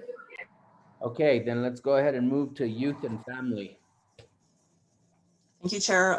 In Youth and Family, our biggest change that you'll see is in the, again, the salaries, wages, and benefits. In terms of Youth and Families, we have 10.15 filled positions. We have 2 vacant positions, and that's a program manager for the after school and summer program, which had been approved previously and was advertised, as well as the division director position. There's a little complexity there in that we have an interim division director to whom we offered the division director position, and I think that there's not a budget increase actually in granting that title, so that title may change. But essentially, those are the 2 vacant positions. You'll see too the very large change in our recreation program salaries, wages, and benefits, which when you analyze that, it actually breaks down into the temporary budget for summer staff. Normally in our summer program, our 8-week program, which serves over 1,000 children, most of them low income at very reasonable rates, gives them food, recreation, et cetera. And we also are able to hire a lot of young people to work in that program as youth specialists. We hire normally about 90 people. This would cut that budget significantly in half, pretty much. and Kent can explain why it's half, even though it's only $169,000 cut there. So that will require us to really retool and rethink that program. We're of course hustling to get grant funding for that program, potentially through CYFD, 21st Century Learning, PED, or we may need to retool so that those are contracts out into the community or vouchers for families to use other programs. That's going to require a lot of vision and retooling and of course responsivity to the current state of play with COVID. So those are the biggest changes to our budget. We thankfully, very thankfully, were able to maintain the human services contracts and the Children Youth Commission funding, which go a long way to helping in prevention. That's been a theme in terms of, bolstering protective factors for kids and, keeping adults with sort of building a safety net for adults. And with that, I'll stand for questions. Thank you. Councilwoman Villarreal.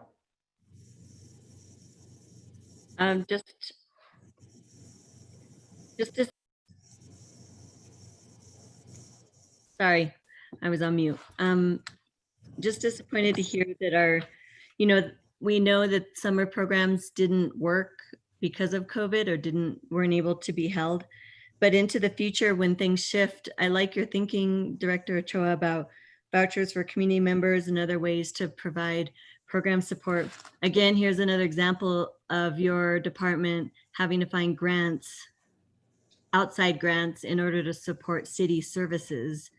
And that's a sticking point for me continuously as we think about budgets and community health and safety. This is a big piece because we're thinking about how youth are being supported during this time, and I don't feel like they are. And so, yep, this is just another disappointment because now when we're thinking holistically, this isn't a piece that's put into the puzzle. And I know your staff is thinking that way, but it's just disappointing to hear that. The only question I had on this was there's a fund 223 called law enforcement. What was that fund? Maybe Andy can answer that, or Director Ochoa. Chairman, Councilwoman, I will defer to Andy on that. Oh, I'm sorry. I know what that is. That's Chairman, Councilwoman Villarreal. That is actually the CYFD grant. And that is for the regional juvenile justice work. That now comes through the Children Youth Commission for programs that keep youth out of the judicial system. So that's what that is, a grant. And then Andy, for other operating, in this case for youth and family services. Well, it's pretty much as Kent explained it, because community services admin used to cover the entire costs of the department, and this year, in the interest of better cost, a clearer cost picture, it was spread out to the various divisions. Got it. Thank you. I think that's it. Thank you. Thank you, Councilwoman Cassette Sanchez. Thank you, Mr. Chair. I get once again echo Councilor Villarreal's sentiments about concerns about the summer program. I'm curious how many children we on average serve for the summer program. Chairman, Councilor Cassette Sanchez, it's been about 900 to 1,000 on average, sometimes higher, for 8 weeks. Okay, that's a large number of children. So thank you for thinking about other ways that we potentially could continue to provide those services. I know, especially when we think about working parents over the summer. So again, this is that piece where it's not just these kids going to camp, but we think about the general economy and health of our community and how that impacts our city, how that impacts our city budget. So I'm happy to hear that we're thinking about that. If we do have the possibility of summer camps again next summer, which again, we'll see how long we're in this thing, but thank you. Chairman, Councilor Cassett Sanchez, I just want to give a shout out to my incredible adaptive staff who are not only, staffing the Midtown shelter out of Youth and Family Services and Senior Services, but are coming together to put together kits that go out during the food distribution at the schools. They're kind of STEAM-based kits. The police and fire department have helped as well to, provide supplies for those kits. They're really thinking creatively how to keep serving families. We're in conversations, as I mentioned before, with the schools. We serve 150 kids generally in our after-school program throughout the year, but the schools have reached out to us for their kind of essential staff and their children and what we might be able to do for them in this school year. So we're starting conversations about that as well. Councilor Rivera.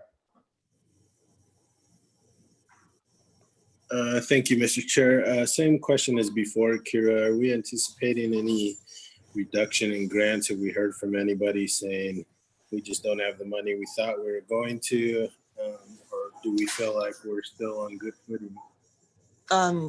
Chairman, Councilor Rivera, so far the only grant we receive besides AmeriCorps, and which supports this program as well, and is the CYFD grant. And that actually looks like it will be reduced this year. And that will be reduced by about 100,000. So that's the one that is going to be reduced. All right, and I'll remind everyone that the survey the city did, senior services and youth were something that I think the general public wanted to keep funded as much as possible. So thank you, Ms. Ochoa, for all your work.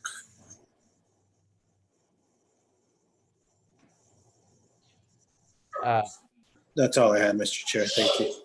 Thank you. Councilwoman Vihil Coppler. Thank you, Mr. Chair. Kira, I do want to commend you and your staff because everything that happens in your department really has an impact on, a lot of our underserved community and those who need help. And when they get that help, it really makes a difference for our city. And I think it multiplies into, bigger and better things. So I applaud everything that you're doing. My question is related to the question I asked earlier, and I'll ask it more specifically. And you said the treatment and rehabilitation contractual services or even grant money would come out of this Youth and Family Services division. So can you explain how much money is devoted to that and what does it go toward? Chairman, Councilor Vihil Coppler, in the community development line item, you'll see the funding that comes through human services. That is a portion of our GRT in human services. I believe it's 2% of our GRT is devoted to safety net service contracts for Children, Youth, and Children Youth Commission. That's 3% of the GRT. And that actually is, you'll see the Children Youth Commission funding in 256 recreation programs. That's 1.3 million. The human services is 1.08. And so what happens is that's the Connect program, Counselor. That's where we, those commissions and committees review proposals and make recommendations for agencies like LifeLink, the shelters, Santa Fe Recovery Center. And so a portion of that will go toward rehabilitation and behavioral health needs. Not all of it, but a substantial portion of it. I would estimate that of that 1.086, we have about 350,000, excuse me, going toward behavioral health contracts. And depending on how you define that, a lot of that money is also going to prevention. So in the Children Youth Commission recreation program line item of 1.3, we're about to come before this body with funding recommendations for fiscal year 21. And substantially those are for, prevention programs through partners in education, the schools, teen parent programs. And so it's kind of dispersed throughout with small grants that we hope help support the ecosystem of prevention programs and some treatment programs in the community. We don't see, we might want to look at the balance of prevention, intervention, treatment, and all of that. I think we see more of that funding going on the prevention and intervention end than the treatment end. And from my experience at the county, most of that treatment dollar comes through the county indigent fund. That'll support people going into treatment for 30 days or 90 days. We at the city do more on the other end of the spectrum, in fact. Hope that answers your question. Yes, and do you get reports or do any follow-up and evaluation as to whether this money is making a difference? I know anecdotally we know that, but and I know we had a report not long ago, but it was more specific. Do you have anything you can point your finger to? Chairman, Councilor Vigil-Koppler, thank you for the question. I get very excited about it because I was fortunate to walk into a project underway at the Community Services Department in data development and outcomes-based funding. So we do get quarterly reports on performance measures from every grantee. We have a wonderful data consultant, Aspen Solutions, which helps us use the results-based accountability format to say, how many people are you serving? How well did you do it? And is anyone better off? And there are specific measures for public health indicators like, suicidality or, early onset of marijuana use and all these kinds of things that are tied to public health indicators. So we actually have a really robust way of supporting agencies to measure outcomes, which not only helps us know that our funds are going and impacting the community in a positive way, but helps those agencies to make a case for other funders that they are doing good work in the community and that there are measurable results. That's really important to us in the Community Services Department. And the Connect project essentially gives us a window into the kinds of referrals that are happening for clients as they come into these agencies, and whether those referrals are being closed, whether the loop is being closed on those, and if anything comes of it. So we really do need to tie these dollars, which, of course, we all hope could be even more robust, to outcomes so that we know we're not just sort of feeling like we're doing good, but we can actually measure whether we are. We can work with our grantees if we see a problem, which we do. We have a great program manager in Julie Sanchez, and she helps us do that. So I could talk for a long time, and I know we've already gotten a little overtime on this, but I'm happy also to provide you with some of our reports and the whole council if you're interested. That would be great. Thank you. And then one last question. Which center is housed at Midtown? Which center? That's this Chairman, Councilor Vigil-Koppler. That is the Santa Fe Recovery Center. That is the drug and alcohol. Do you have, are they going to be shuffled out of there, or are they going, what are the chances of remaining there for the foreseeable future? Chairman, Councilor, that's being handled out of economic development and asset management. So we're in conversations about how to ensure that they can have a place to be for the time that they need it. They're also, part of their operations is dependent on what the county is able to do with their crisis center, which will also house the sobering center, the detox center. So the timeline's somewhat tied into that timeline, which I believe the county is slated to open that service in December or January. So a portion of what they're doing can be at that building, but that's not, I'd have to get back to you after consulting with the economic development team on where that is. Okay, I can also follow up, but I appreciate if you would. I think there's some concern about their ability to continue services, and when you don't know for sure where you're going to be housed, it does create some uncertainty for them, and I think it's more difficult to work in places like that. It would be great if we could hammer down so that there's some answers. Because we don't want to impact negatively the good work that they're doing or lose anybody, for sure. Okay, I appreciate that. Thank you, Ms. Ochoa. Thank you, Mr. Chair. Okay, so with that, I'm going to move for approval of the Community Services Department budget. I want to thank Councilor Lindell for pointing out the contractual and utilities and administration. While it seems like maybe it's a lot of money or a big increase, I think given the task that's ahead of us when it comes to combining these departments, the community response, or what the response the community is expecting from us as a governing body, I think this is a move in the right place. I also look forward to the work of the task force under the leadership of both Councilors Villarreal and Rivera. So there's a motion. Is there a second? Okay, we have a motion. We have a second. Any further discussion? Can I have a roll call, please? Sure. Just clarification, who's second? I did. Counselor Thank Romero. you. Thank you. Roll call, Counselor Carol Romero Worth, Yes. Counselor Sig Lindell, Yes. Counselor Renee Villarreal, Yes. Counselor Jamie Cassett Sanchez, Yes. and Counselor Romana Beta. Yes. Thank you. Thank you. Okay, so now let's go ahead and hear from the fire department. Mr. Chair, Yes, Councilwoman Villarreal.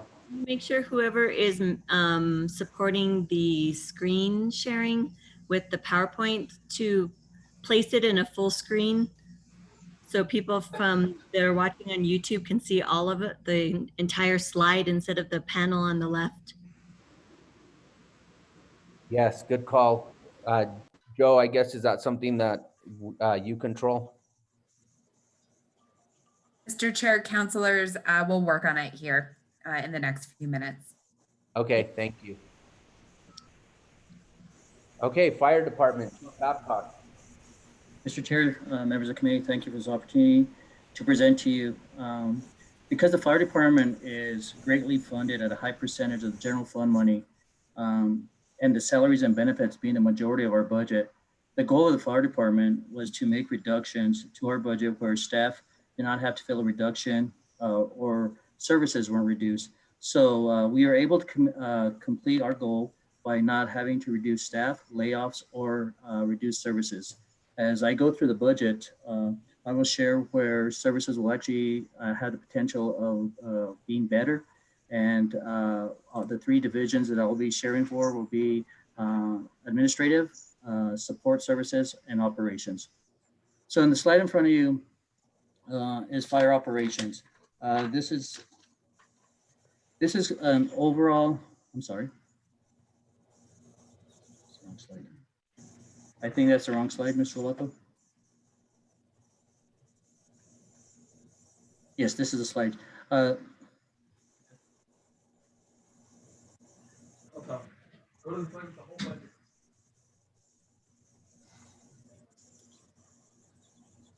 So, Mr. Chair, this is a slide that I'd like to start sharing my information in my presentation with. So, in the initial salaries, wages, and benefits, you're going to see a big drastic change of negative $1.9 million. I keep getting my slides moved, and I apologize, Mr. Chair. No, let's go back to the 190, please. Mr. Lovato, thank you. Yes, that one, please. So as I go through our budget presentation, a big change to the fire department is a reduction of $1.93 million. I will go through each division and showing how this money changes. This is to align our POL as well as to. Chief, but you see, now we see two slides, and so the PowerPoint slide is even smaller. Yeah. Mr. Lovato?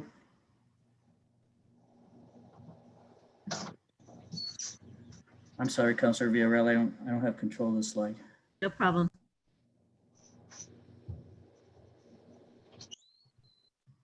If whoever is sharing the screen, I believe that you don't have to go into slideshow view. If we go to the view that we had before, there's a scroll bar to the right of the thumbnail. You should be able to grab that, pop it over to the left, and I think that'll solve the problem.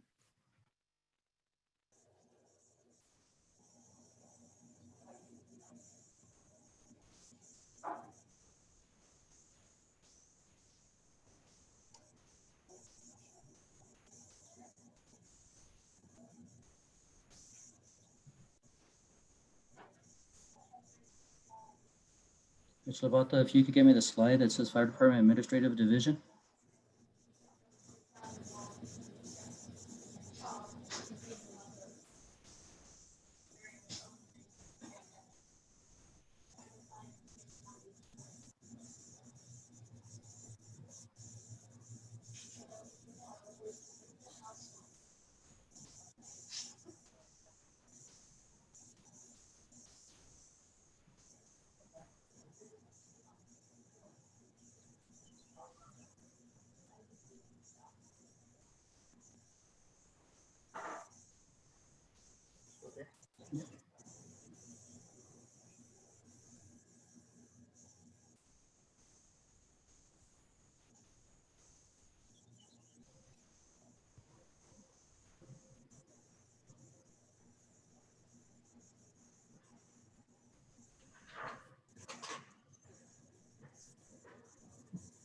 Thank you, Ms. Lovato. So salaries, wages, and benefits, I was saying earlier, we see a big difference of $1.9 million. I'll explain as I go through each divisions how this is transparent, how it was transferred, excuse me, to either operations support or hiring freezes and positions that we froze for this next fiscal year. Contractual and utilities of an increase of $141,000. That is due to the fact of what we were discussing earlier of contracting a social worker director, excuse me, not a social worker, a behavioral health director. That is at a cost of about $110,000. We currently do have a social worker director that is DOJ grant funded. Her funding ends at the end of September of the federal fiscal year. And then we are hoping to take on services to continue behavioral health direction with our opiate outreach, as well as our Thrive program, and then this new alternative response vehicle that we're trying to get up and running.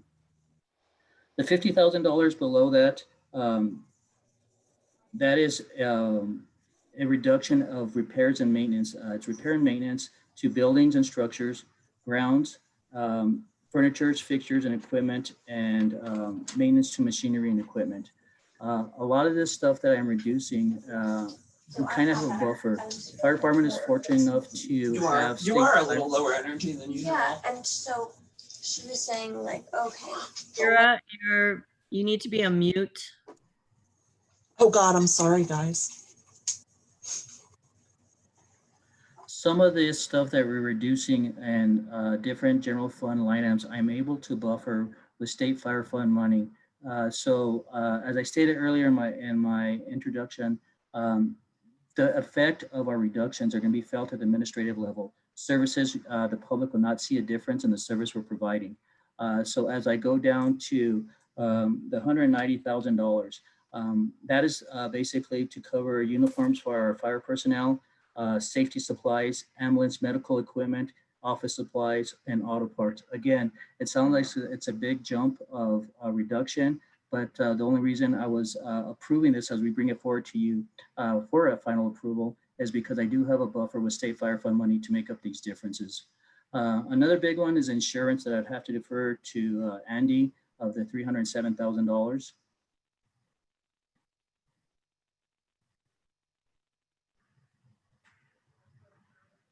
I'm sorry, Chief Babcock. I was trying to help Lawrence with the PowerPoint issue, so I did not hear the question.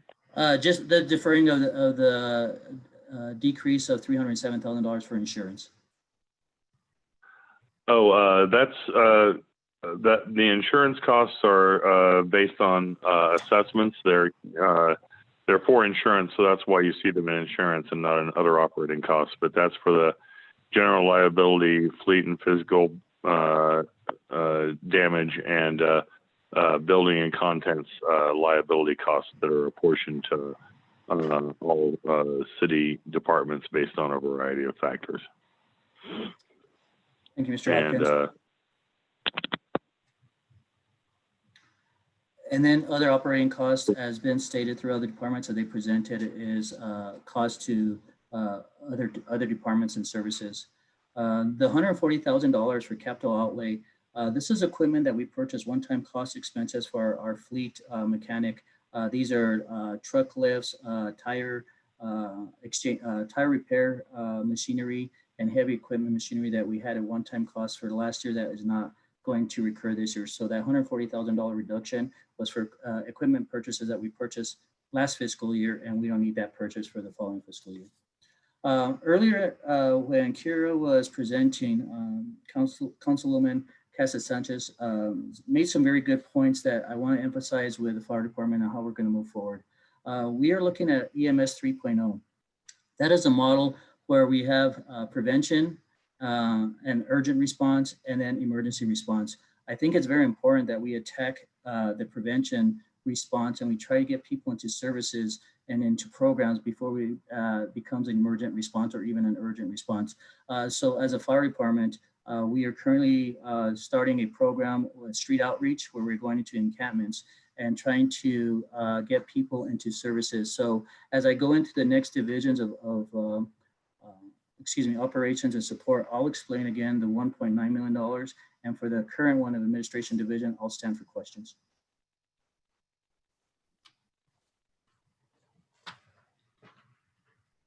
Okay, Councilor Rivera.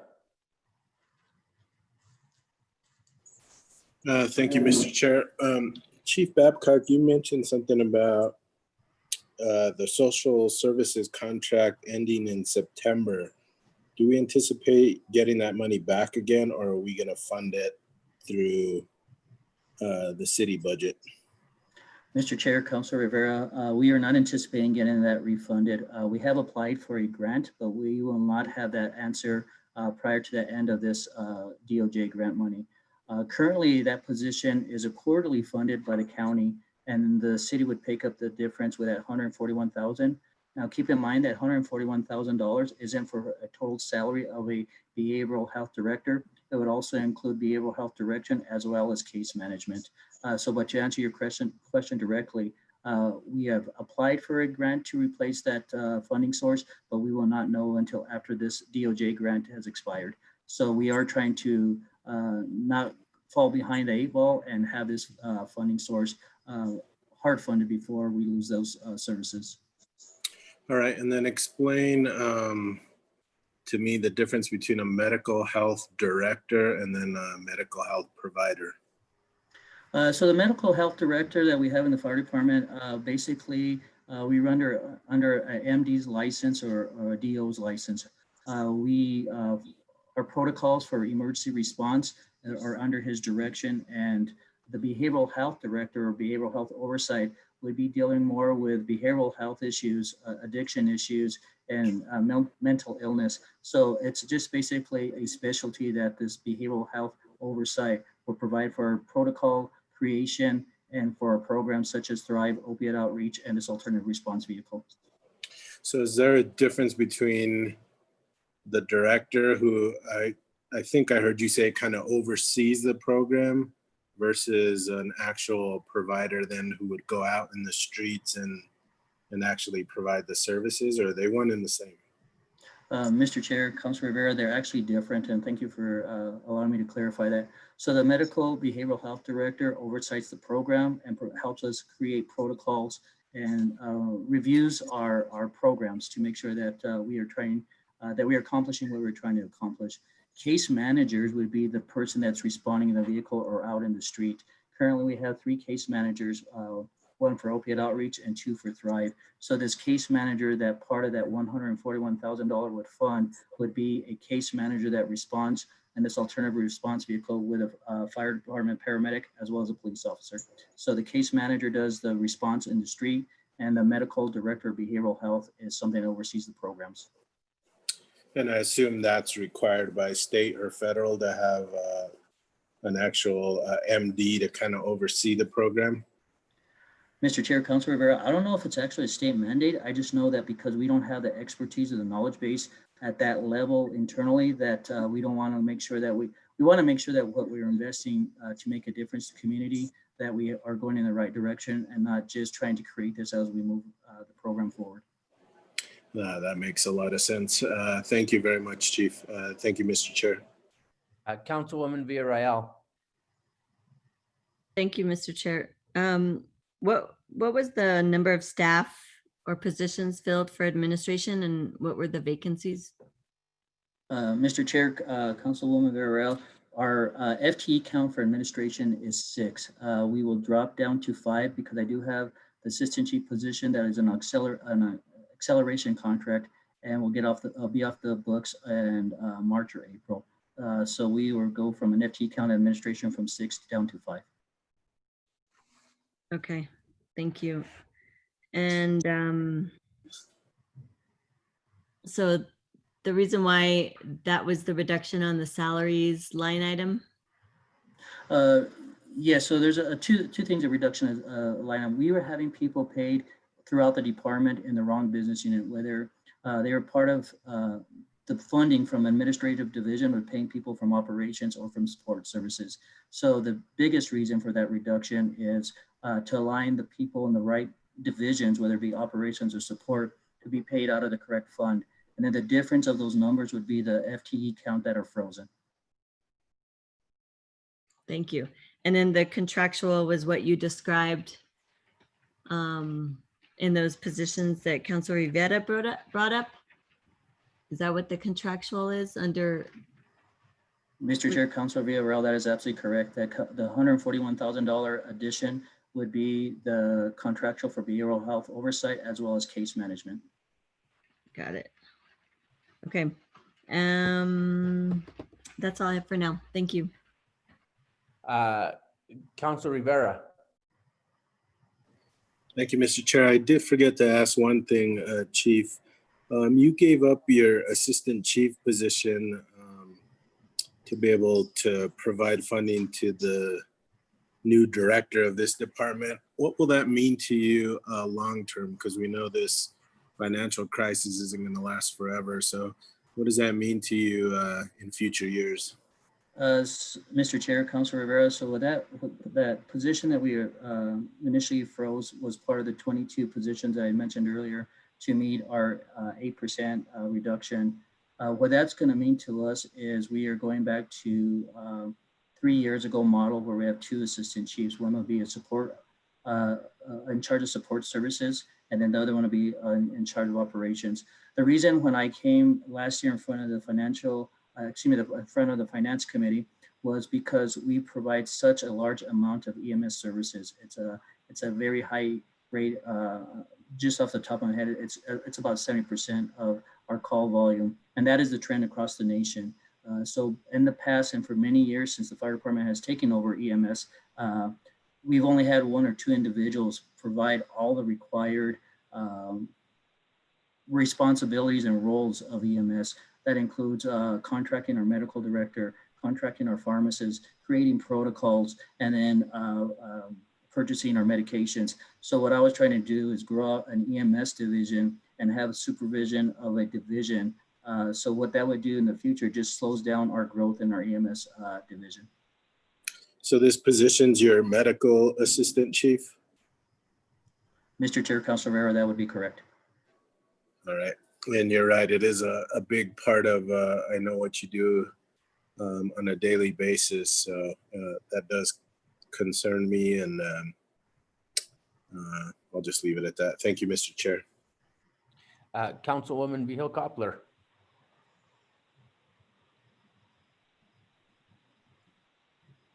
Thank you, Mr. Chair. So Chief Babcock, you recall we went to the legislature for and almost, if we hadn't run out of time, it probably would have passed.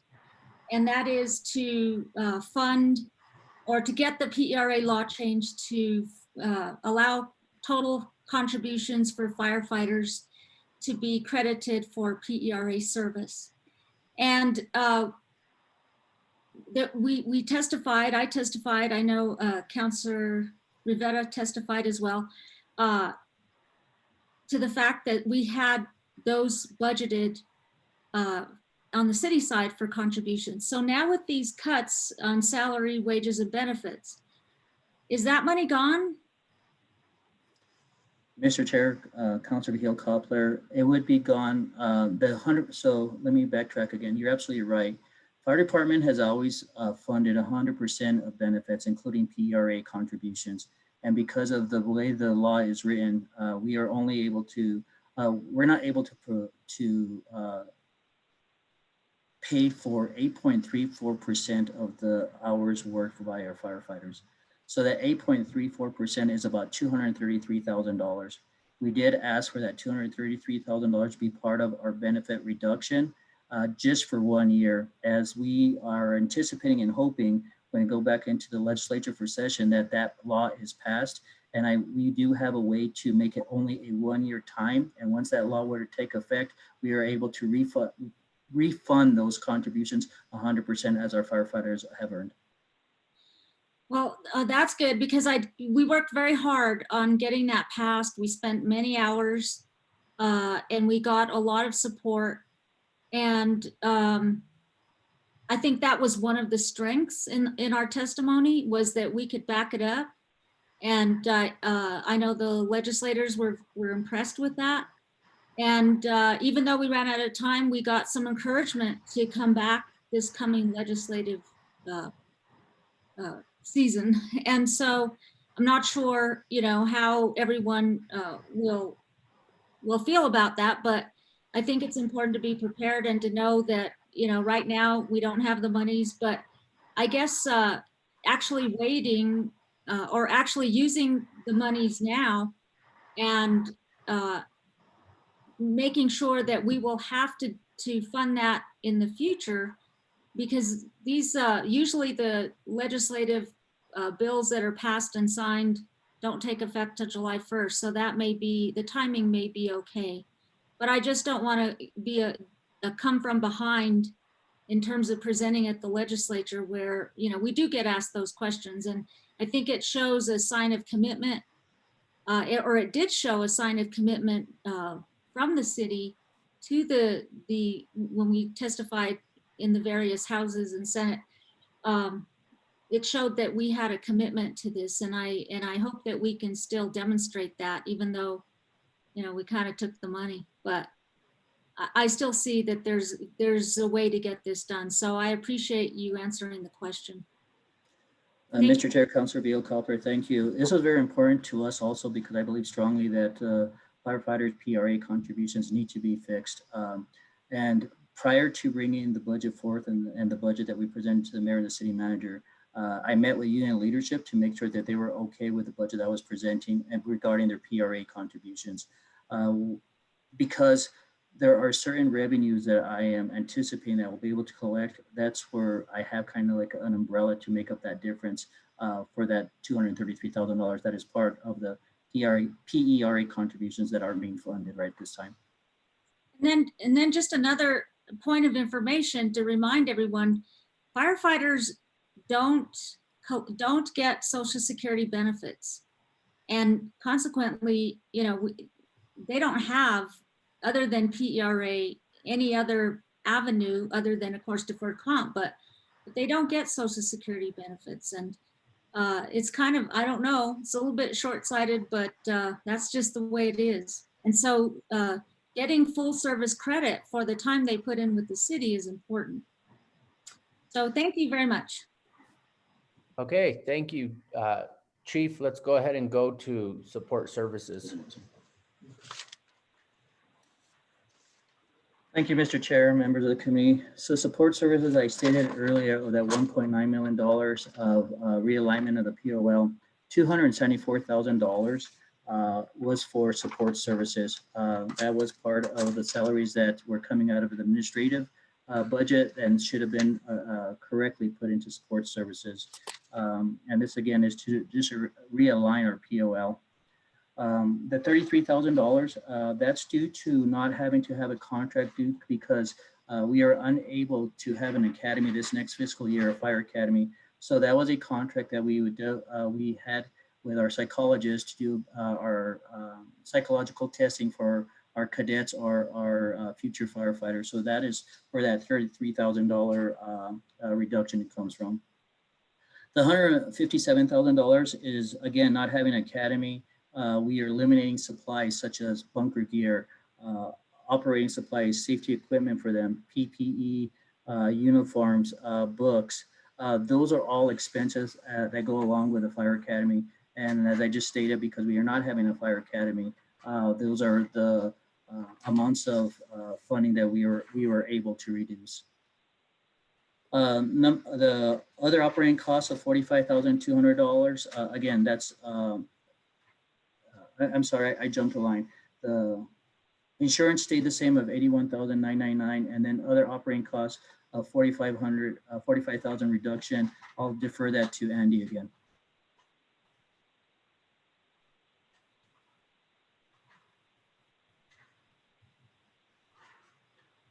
Mr. Hopkins, are you there? Yes, Chief, there are no services of other city departments charged here. So that would be, I believe that's probably your travel and training budget and possibly some inventory of equipment. All right, thank you for the clarification, Mr. Hopkins. And then, Mr. Chair, members of the committee, the $119,000, that is for vehicle purchases for our MIHO and case manager program. We purchased 5 vehicles for our case managers to go out and do street outreach, as well as our opiate case manager. And then we have 2 new EMS captains that will receive a vehicle. So the $119,000 was a one-time purchase this year, this current, when I say this year, fiscal year 20, that won't move forward to fiscal year 21. And that's the difference of that $119,000. And that is a recap of our general fund money as we, would you like me to go to 221 or would you like me to stand for questions, Mr. Chair? Let's go to 221 and then we'll go to questions. Okay, 221, again, this is a reduction of grant that has either will expire or have run out through the terms of the grant money. This is the end of the fiscal year, which I've mentioned earlier about our social worker contract, and then a contract that we have with a software program. It's the company's name Aspen, and they provide software data collection for us. And then the big one is where you see $1,784,000 and a $284,000 reduction. That's our state fire fund money. The intent of that money is to replace large item apparatus. $1 million just for a ladder truck and aerial. Looking at buying 2 additional ambulances to replace our what was prior approved years ago fleet replacement schedule, and then a tender. A tender is a water carries. It's a fire truck that just carries large capacities of water, large quantity of water, and those are state fire fund purchases. Just this past Friday, fire department was a victim of a suspected arson fire. Somebody lit one of our brush truck fires that we totally lost, and the collateral damage by a vehicle or aerial truck parked next to it, we lost the use of an aerial, and the replacement of the aerial is going to take months, if not a year, to replace. So this money being in our state fire fund couldn't be at a better time, because we are going to have to replace vehicles that we lost to a suspected arson fire this past week. Okay, and I stand for questions, Mr. Chair. Thank you, Chief. Councilwoman Cassette Sanchez. Thank you, Mr. Chair, and I'm so sorry that you guys had that experience, and I am very glad that that funding is there. I had a question about the fire academy this year. Is that not occurring due to finances or due to health concerns, or both? Mr. Chair, Councilor Cassette Sanchez, it's a little bit of both. 2 things have, I should have said this earlier. We are actually graduating an academy class of 15 cadet firefighters today and tomorrow. So we are growing our FTE count to 15. The academy that we are not going to be taking place next year, that's due to the lack of the build of fire station number 2. So because the build is not going to take place, those FTE positions will not be used because the fire station is not going to be up and running. Okay, thank you so much. And I know that there has been conversation of working with the county to ensure that those service levels to those areas will still be what they need to be. Is that correct? Mr. Chair, Councilor Cassette Sanchez, that's absolutely correct. The community will never see a difference, even if that station is not built, because the county and the city has mutual aid agreements. And just like now, if the city were to run out of apparatus or equipment to respond, the county would come in. or vice versa, the city would go out to the county. So with a new CAD upgrade that the city has been just invested into with RECC, right now they're sending the closest unit to that response area. So the community should not see a difference as long as equipment and apparatus are available. Okay, thank you so much, and congratulations to that graduating class. Thank you. Councilwoman Villarreal. Thank you, Mr. Chair. Thank you, Chief. You had talked about, well, first off, can you give me the number of staff and vacancies for this particular division? Yes, so the FT count, I apologize for that. The FT count for our support services division is 23. And those are all filled? As at this time, we have one vacancy, and but that vacancy is our fire marshal position. So what took place is right before COVID-19, we had offered and filled that position of our fire marshal. Once that person started hearing about layoffs and furloughs, they resigned, and we lost that position. So we haven't filled that position. Our plan is to, as we have been working with HR and finance, is to fill our 4 fire inspectors, and then one of those 4 of the fire inspectors will be the acting role of fire marshal until, as we come forth with a budget process and see if there's improvement in funding. That would be one of the positions I asked to fill early on. So that one's not going to be filled, even though the fire marshal position's pretty crucial? That is, Mr. Chair, Councilor Villarreal, that is correct. That position is not budgeted at this time. Being the fire chief, I will be having the authority of jurisdiction and go to the subject matter expertise of my fire inspectors to make decisions and move forward with fire prevention. So that's one position you said if things shift with the budget and economy, that would be the first change? Mr. Chair, Councilor Villarreal, that is correct. Okay, thank you. You talked about capital outlay, but there's 2. Well, first off, the Emergency Services Fund, that comes from a grant, you said? Mr. Chair, Councilor Villarreal, that is correct. So they put some DOJ grant money into our state fire fund money 2221. And that again is to pay for our social worker, as well as another company called Aspen that does the data analysis for a software program called Gelada. Okay, you said that. I was trying to figure out which, if it was a federal grant, so it's DOJ. Mr. Chair, Councilor Villarreal, it is both DOJ and federal grant. Okay. And the other line item that was capital outlay, I think you described the one in general fund, or were you referring to the capital outlay change for 221?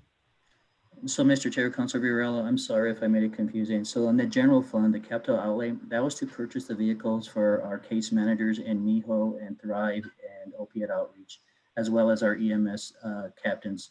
The capital outlay fund 221, that would be to purchase the larger apparatus of state fire fund money. That's the aerial trucks, the tender, and the 2 new ambulances. An ambulance, you said? 2 of them. Okay. And Mr. Chair and Councilor Villarreal, this is just again following the scheduled replacement of units. The one aerial that it is in need of replacement, it is already 16 years of age, and then with the recent damage from the fire, definitely something that we're going to have to kind of move aggressively on with State Fire Fund purchasing that vehicle. Got it. And in this division, does this also support LEAD, now called Thrive? Is that where you all support it?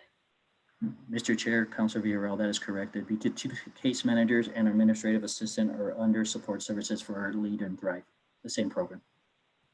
And just curious, because you said training was also on here, and I know there's like regulated training that you all have to do and required of, but I'm just curious, do you all think about or have done any training that's more around like emotional, socioeconomic, sociocultural support? And what I mean is like maybe anti-bias, implicit bias trainings? Mr. Chair, Councilor Villarreal, so it has been in discussion and nothing more at this. I can't say that we have provided that training. It's something that we're looking to contract with at this point. There is some availability of free counseling that police department does have a contract with that we have utilized a couple of times, but we're looking at more of de-escalation and, like you said, bias. We are investing into those trainings. Actually have our EMS, our medical officer looking at getting a contract out so we could do a department-wide training for those type of topics you just mentioned. And do you have funding for that in this budget? Mr. Chair, Councilor Villarreal, yes, we do. Okay, great. Thank you. Thank you, Mr. Chair.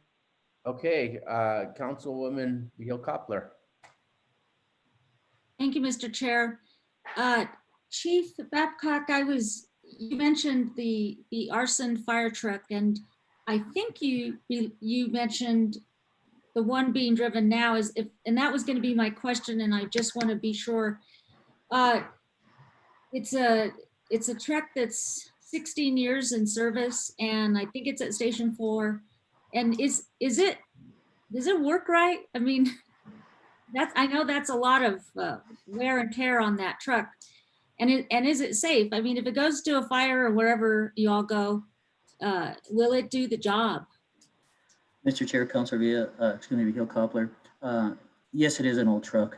It is one of the trucks that is next to be replaced. And to answer your question, it does work, but we're having to invest a lot of money to keep it working. It's in the shop quite often.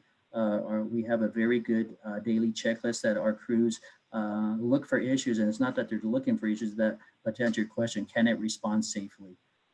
Earlier in the year, we had a front wheel fall off of that truck just because of the age and the beating of these trucks. And that's why this alternative response vehicle would be a big difference to certain type of call volume. We're not sending these big trucks to a man down or a behavioral health type of call, because these trucks take a beating. And you're absolutely right that this truck is safe, but we are investing a lot to keep it safe.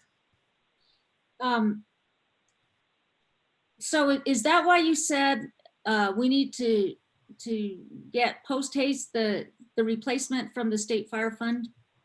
Mr. Chair, Councilor Vihil Coppler, yes, because it's number one, the next truck to be replaced, and because the age and the condition it is in, that we do need to be aggressive. And when I say we, me as the fire chief, it takes about a year to spec out a truck, and from a year of specing it and approvals and getting it delivered. So that's why I need to move kind of aggressively on it to get it spec'd out and then go through the process for approval, and then getting the builder of that truck awarded that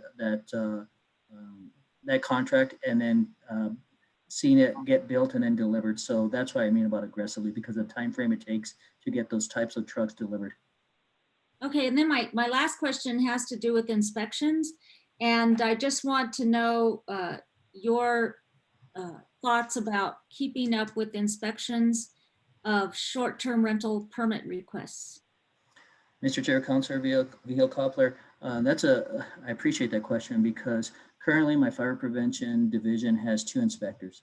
We're working with, as I stated earlier, with HR and finance to get the other 2 advertised and promoted. We actually have a lot of interest internally to get those positions filled. With having 4 inspectors, that's going to also answer your question of we'll be able to keep up with the short-term rentals, annual inspections, and other inspections that the fire department is responsible for. And as we do these inspections with 4 inspectors out in the field, it's going to generate revenue that we haven't been able to collect at this time because of lack of people in those positions. Well, that's another portion of the city's, having good programs in place that require enforcement. And the better job we do at that, the better off everyone's going to be. And I think I know there's a fire inspection component of it, and it's important, because when something goes wrong, it really goes wrong in a bad way. And I appreciate your efforts on this. And Welcome to Zoom. Enter your meeting ID followed by pound. No, that's not me. Andy Hopkins, you're on. You need a mute.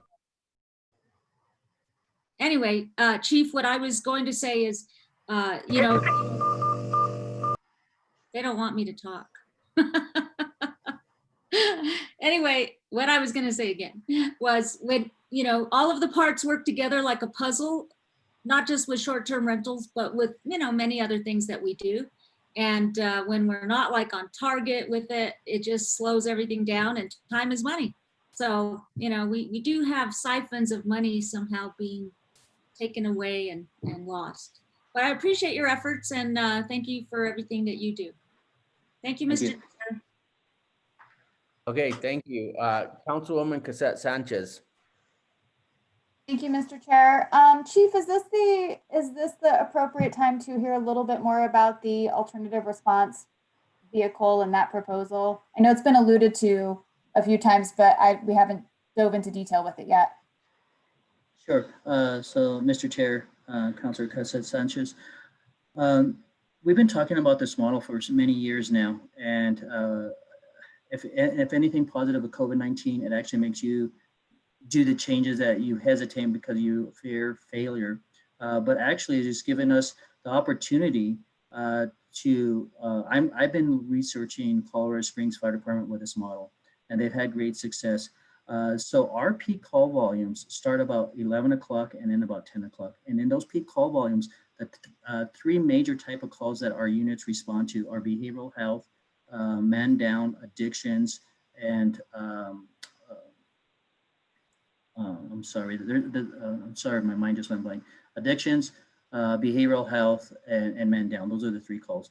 So by having this alternative response vehicle with three skill sets in the same apparatus, whether it be a social worker, case manager, paramedic, or law enforcement, what this does is when that unit responds to a 911 response, we're not sending a fire truck, we're not sending an ambulance, and we're not sending one or two law enforcement officers. When that unit responds, if they need a ambulance to respond, they could respond, and the medic on scene could start initial triage and treatment. If it's a law enforcement call, that law enforcement officer and that alternative response vehicle could ask for backup or get a law enforcement agent to back him up. And if it's a social worker or a case manager, we provide them with the services that they should be receiving instead of going to either jail or the emergency room. In 6 months, I did a recent data collection. I asked my staff to pull up some numbers, and we had one individual in our community that used 911 72 times in 6 months. So either as a fire department, I'm providing the wrong services, or as a community, we're providing the wrong services. So this alternative response vehicle would not require a fire truck, 2 police officers, and an ambulance to run to these type of calls. Now, if that alternative response vehicle needs those backups, then they would call for that. So we're looking, it's not a true cost savings because that firefighter and paramedic on that fire truck or ambulance are already being paid for. What it does is it helps us keep our fleet that Councilor Hill-Koffler talked about earlier, that we stop abusing our truck to those type of calls. But more importantly, we're providing the appropriate services to the people we're responding to. Yeah, thank you. I'm really excited about this program and really eager to hear updates on it as we move throughout the year.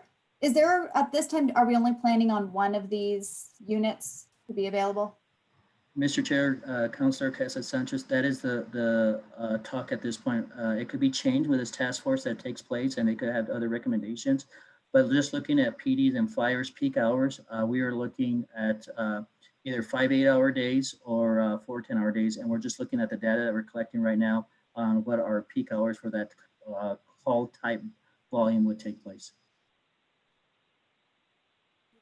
Of these units will be enough for the number of calls that you receive within those peak hours?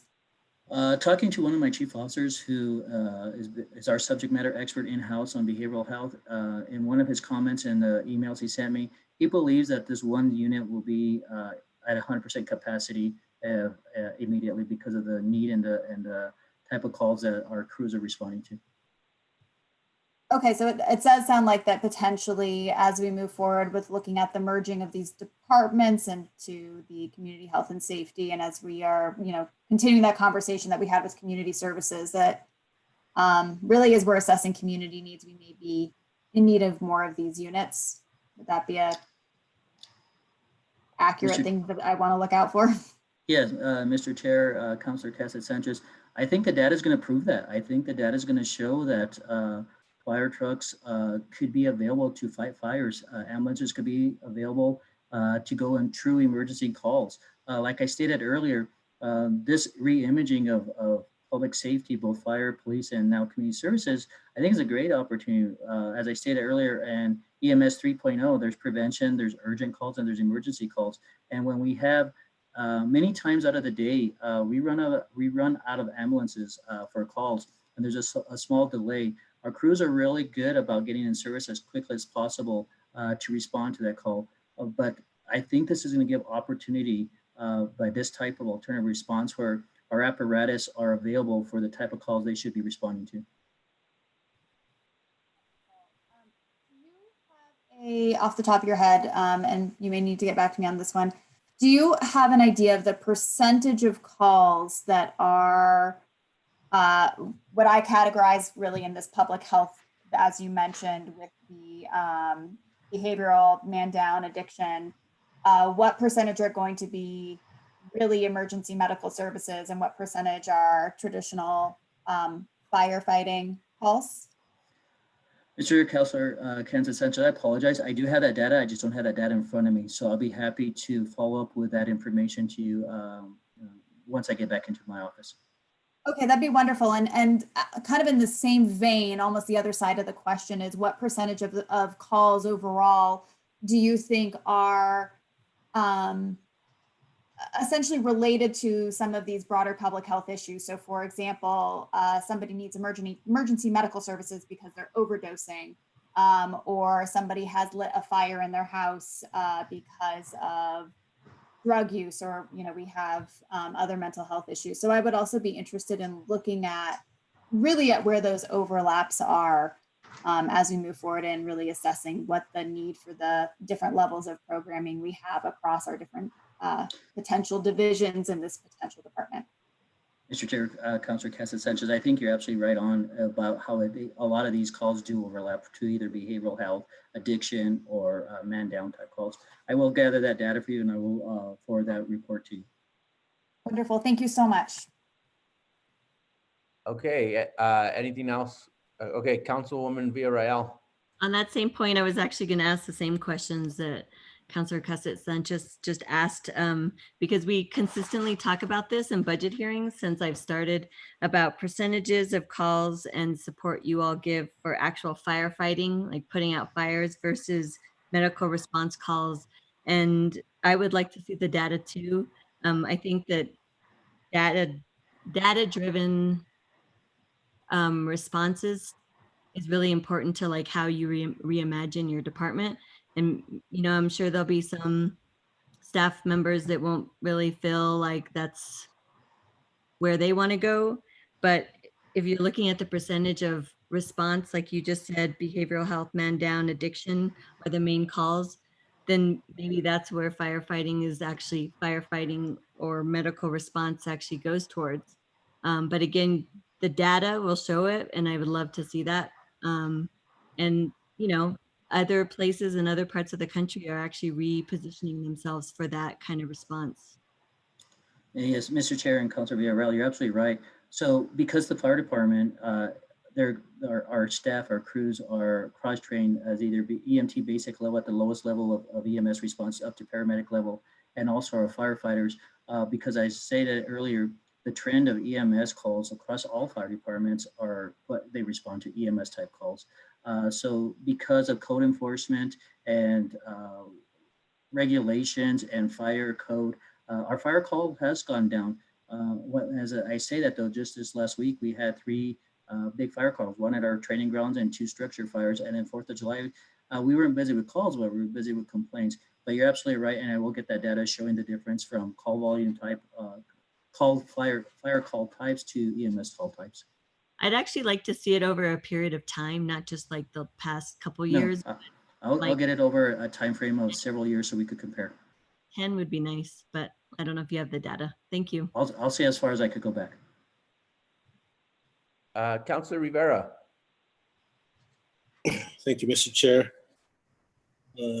Chief, the first question I want to ask is, you said something about the new fire station, and really the community wouldn't see a difference, which then begs the question of why did we need a fire station in the first place? But we did have a annexation agreement with the county, is that correct? And what did that mean?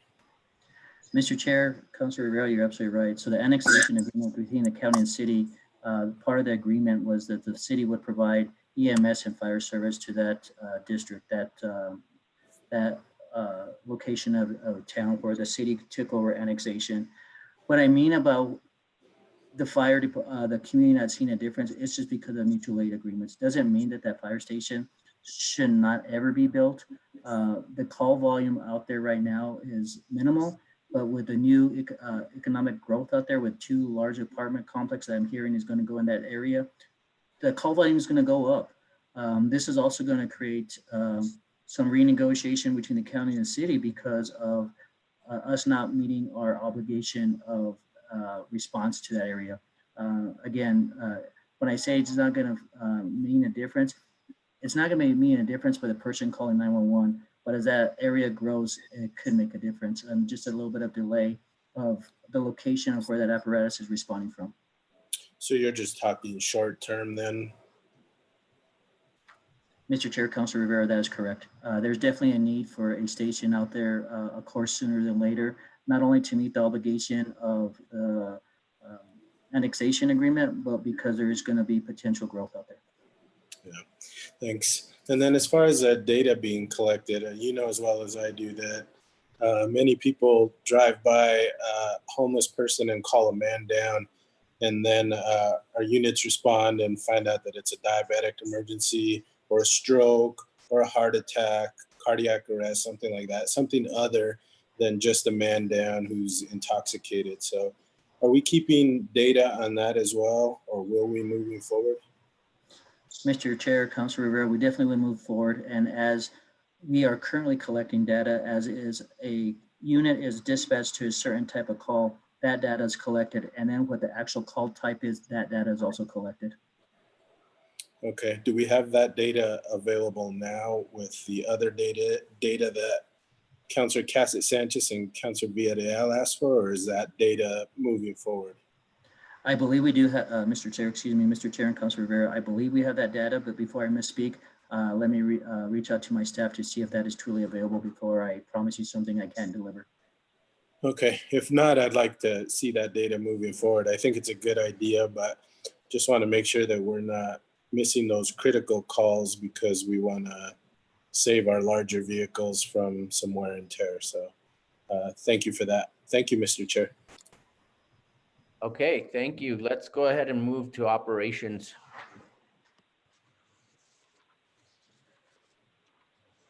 So, Mr. Chair, members of the committee, as I stated earlier, of that $1.9 million, $648,000 is salary, wages, and benefits. That is to align again our POL to the people who are under our operations division that were previously being paid out of our administrative fund.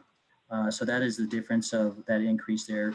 And again, it's just moving it from administrative division to our operations division.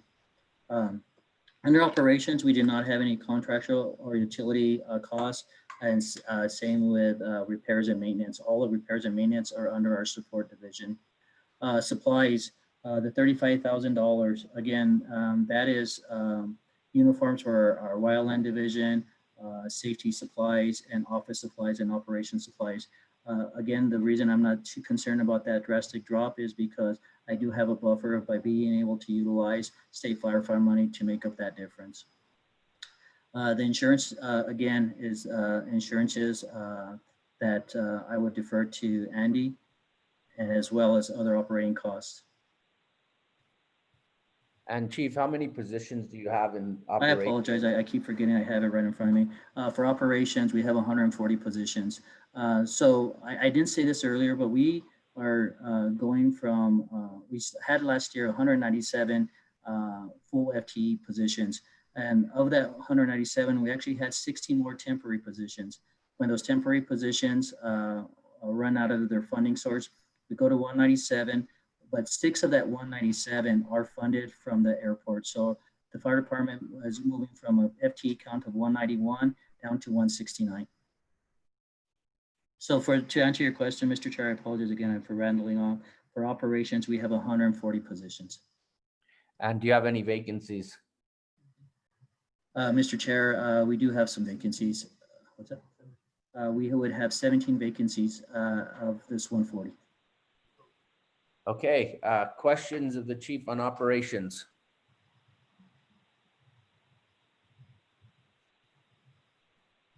Councilwoman Villarreal. Thank you.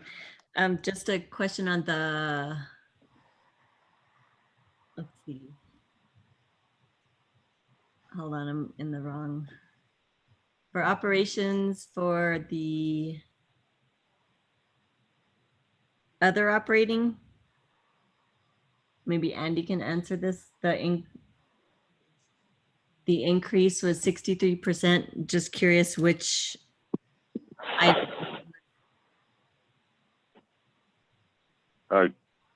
Mr. Chair, Councilwoman Villarreal, that again involves fleet internal service and IT internal service costs, but it also involves a variety of different things such as travel and training, equipment purchases, small equipment purchases, things of that nature. I would have to look into it in more detail to see exactly what increase and what decrease. Perhaps the fire department has already looked into that with more detail. Chief, do you know what the details are for other operating and why it increased 63%? What Mr. Chair, Councilor Villarreal, I do not have that detail. I apologize, but I will research it and follow up with it. Okay, sounds good. So out of the 17 vacancies, those are frozen positions or they've been vacant for a while, or what's the status on that? So, Mr. Chair, Councilor Villarreal, they have been vacant for a while. So we, like I stated earlier, we started with an academy of 20 cadets about 6 months ago. We can't have academy greater than 20 just because it's too overwhelming. Of the 17 vacancies that are part of 5 of those vacancies are 5 cadets that dropped out of the academy. And then the other remaining 12 are either retirements or resignations. We try not to have an academy until we have a number of 10 or greater. So with the 17, we would be able to have an academy, but because again, Fire Station 2 is not being built and we don't have the money to fund an academy, those 17 frozen positions will stay frozen for this fiscal year. Okay, but they still remain as part of your budget. They're not eliminated? Mr. Chair, Councilor Villarreal, I have requested for all our positions that we have froze that we weren't able to fund this year, but not to be eliminated, just to be frozen. Okay, thank you. The other one was I guess I didn't quite understand the Fire Environmental Service Fund. I'm sorry, Mr. Chair, Councilor Villarreal, I haven't gone over that part. So this is a big one for us. This is our wildland division. And what this funds, that's negative $737,000, is I currently have 16 temporary term employees of our wildland division. They usually start around the month of March and then in October. So the reason for that decrease is I don't have that funding available starting of April of next year. Now, as we come forward, as budgets are adjusted throughout the year, as we get reimbursements from either deployments or project work for this division, we would put that money back in that division to have that funding source by early next year for the beginning of the fire season. But as of right now, I do not have that funding source because of lack of either deployments or project reimbursements. So that funding source comes from where again? Mr. Chair, Councilor Villarreal, that funding source is usually reimbursement from the state forestry when we go on a wildfire deployment, as well as do project work in the forest. And they, because of cuts, that's why cuts at the Forest Service level? Is that why you don't have the funding? Mr. Chair, Councilor Villarreal, project work has expired. We've either completed projects where that money is no longer available, as well as last year, our deployment was really minimal. But we really didn't have a hot fire season, to send out people and collect those reimbursements. So far this year, we've gone out on three deployments, and we've collected $100,000 for this next fiscal year to pour towards that $700,000. So we're hoping that through wildfire deployments as well as project work that we'll be able to bring that back. As I stated earlier, when we are going back to month, as we come forward with budget adjustments, if budget is available, the fire marshal is one that's a priority, and this is my second priority, if not my first, to bring it back. I find it as a very important resource to the community because of just the community risk reduction it has done in our watershed and other areas of our community. So this is a very important, these 16 positions are important to me to get funded. Are there more calls or need for response for wildland fire versus structural fires in the urban center? Mr. Chair, Councilor Villarreal, it just depends. This year, with the 4th of July, we responded in our community with several brush fires before 4th of July. That actually day of 4th of July, we did not respond to but one brush fire. Days after the 4th of July, our wildland team responded to more brush fires. They have been deployed out to Las Vegas, New Mexico. They have been deployed to Chama, New Mexico, and they've been deployed to the Manzano Mountains. So they are keeping busy. We just need to get revenue for either deployment or project work to bring them back. But as like you stated earlier, if money is available and the budget is being able to be adjusted, my fire marshal and these 16 positions are my priority. Yeah, I can see that. Okay, thank you for that. Okay, Councilor Rivera. Thank you, Mr. Chair. Chief Babcock, the wildland deployments, you mentioned a few that are in state, but aren't we typically asked to provide services out of state? Mr. Chair, Councilor Rivera, we have, and we do, we have what we call a REM team. This is a rapid evacuation module. We've been to, that team has been to Arizona twice already, and they've gone to the Manzano Mountains. So the numbers that I spoke of, the temporary employees, that's our wildland hand crew. They've done in-state work as well as our overall wildland division have gone out of state. I know because of the COVID-19 and the health crisis, the state is being just a little bit more conservative before they send crews out of state because of quarantine issues that were being questioned and now have been addressed when crews come back, with first responders being exempt from that quarantine. But the state was being really conservative and reserved before they recall for a resource to go out of state. And we typically send vehicles as well, is that correct? Mr. Chair, Councilor Rivera, that is correct. We do send vehicles, and with the COVID-19, and we're trying to follow the state forestry's protocol.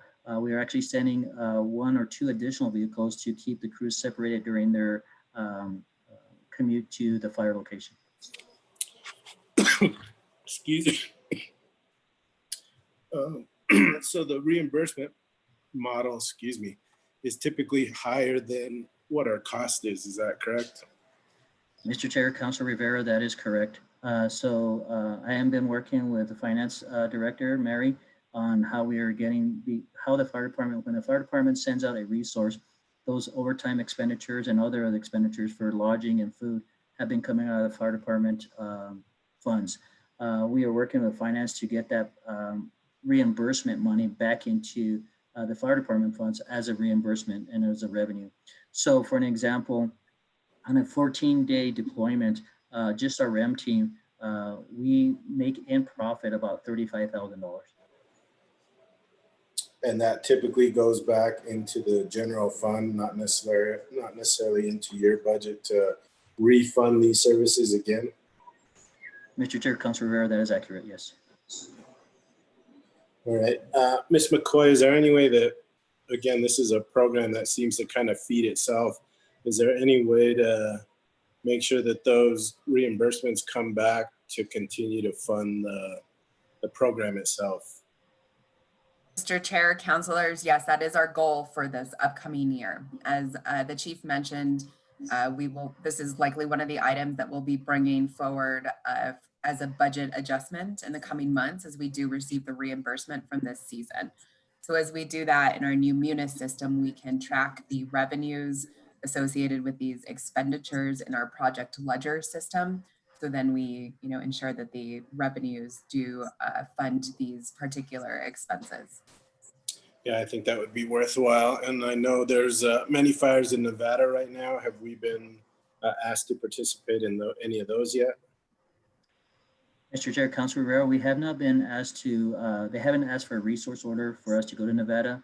And again, the state and the feds that are requesting these resources, they're trying to hit local communities first so they don't have to travel out of state. But we are on a availability list right now, so they do know that Santa Fe Fire Department does have resources available for deployment. Okay, I guess it's Arizona and Nevada, right? Primarily. Yes. Okay. Mr. Chair, Councilor Rivera, that is correct. Great, thanks. I think getting that money to refund the program is really important. So thank you for that, both Mary and Chief Babcock, and thank you, Mr. Chair. Okay, Councilwoman Villarreal. Okay, just one more question, Chief, about just overall thinking about your department and the needs, and trainings are important to me, but I was also curious, what's the gender breakdown in your department? Mr. Chair, Councilor Villarreal, right now I have 3 female firefighters. So the rest of the entire FTE count would be male. I'm currently working with Ramos Sosi, who's our opiate outreach, and creating a task force to look at recruitment and retention of diversity. What we're looking for is to have the fire department reflect the diversity of the community, and paramedic, mobile mental health paramedic Ramos Sosi is taking the lead on this. Good move, because that's definitely not a gender balance that's representative of our community. Thank you. Okay, is there a motion regarding the fire department budget? Move to approve. Second. Okay, we have a motion and a second. Can I have a roll call, please? Counselor Carol Romero Worth, Yes. Counselor Signey Lindell, Yes. Counselor Renee Villarreal, Yes. Counselor Jamie Cassett Sanchez, Yes. Counselor Romana Beta. Yes. Thank you. Okay, looking at the agenda, we had an hour and a half slated for police, but given the time of 4:13, does the committee want to hear emergency management and safety by 5 o'clock? Do we think we can do that, or do you want to leave the agenda the way it is and go with police and see how far we get and then pick up tomorrow? What's the wishes of the committee? Mr. Chair, I'd prefer to hear emergency management and safety and leave police for tomorrow. Okay, you want to make a motion? Okay, is there a second? Second. And my agenda sheet said that we were going till 4:30 today. Okay. No, sorry, my mistake, Chair. Apologize. Okay, any further discussion on the motion to move up emergency management?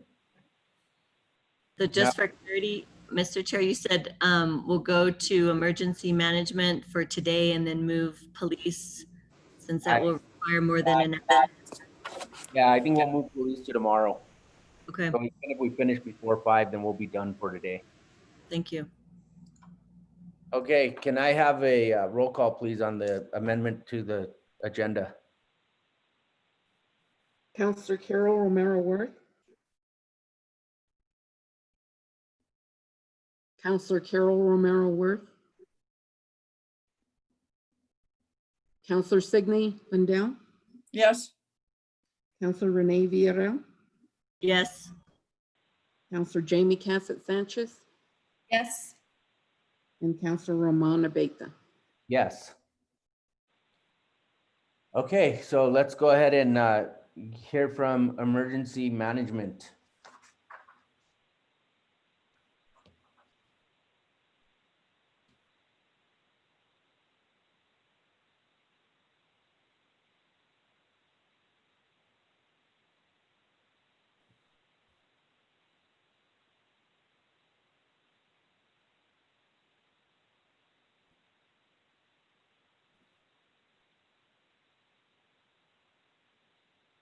Who will be presenting from emergency management?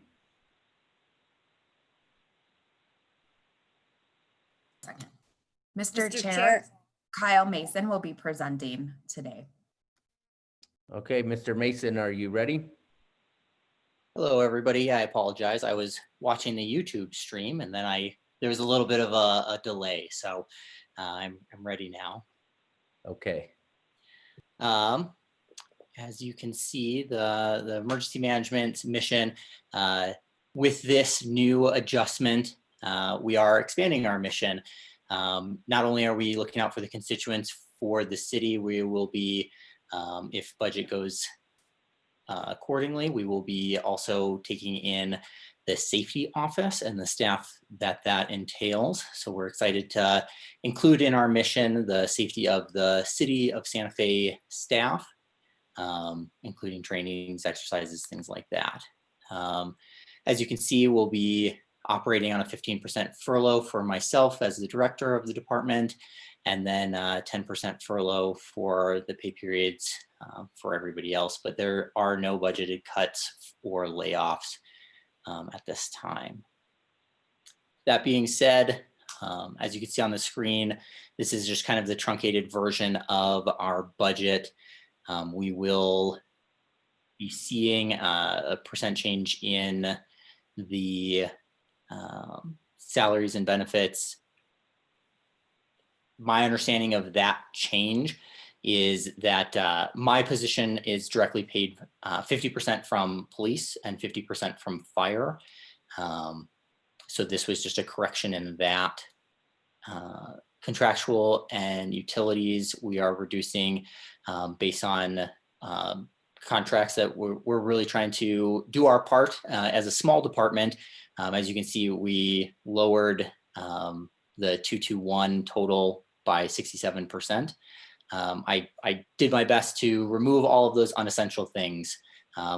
That's a lot of those came from the operating costs. So travel to conferences, the networking aspect that is critical in our normal day-to-day operations, but we didn't see that it was super pivotal moving forward for this fiscal year, for the fact that a lot of these conferences where we do that networking and that training are moving to an online platform this fiscal year with COVID-19. Another consideration is the increase in supplies. That number is there due to, let me pull up my more finite version, I apologize. The supplies cost goes up due to some software subscriptions. That's for the virtual emergency operations center that we've been utilizing to coordinate our response for COVID-19 through documentation. And that helps us with the federal reimbursements. I know that the other operating costs is something that comes up during these, as I've been watching. That one has reduced drastically. A lot of those are those travel costs. A lot of those, that $102,000 reduction is due to, like I said, travel costs, no dues for professional organizations and things of that nature.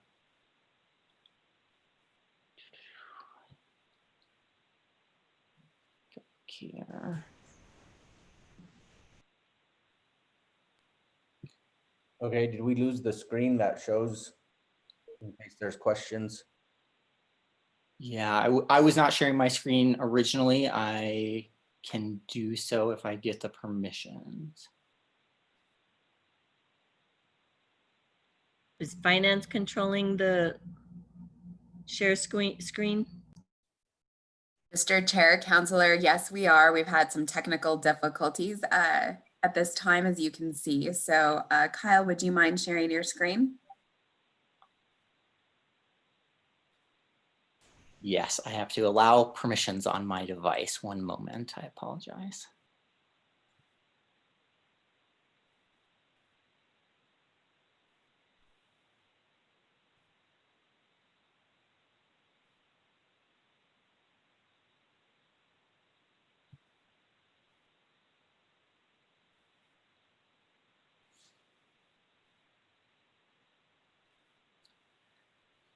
Looks like somebody else has it now. And then you can see general reductions throughout there. Some of the transfer out reductions are due to that combination of the departments. So. Okay, are there questions regarding emergency services? Councilwoman Villarreal. Thank you, Mr. Mason, for your presentation. Remind me again, so before you became your own department, where was emergency management? Councilor Chairman Abeta and Councilorwoman Villarreal.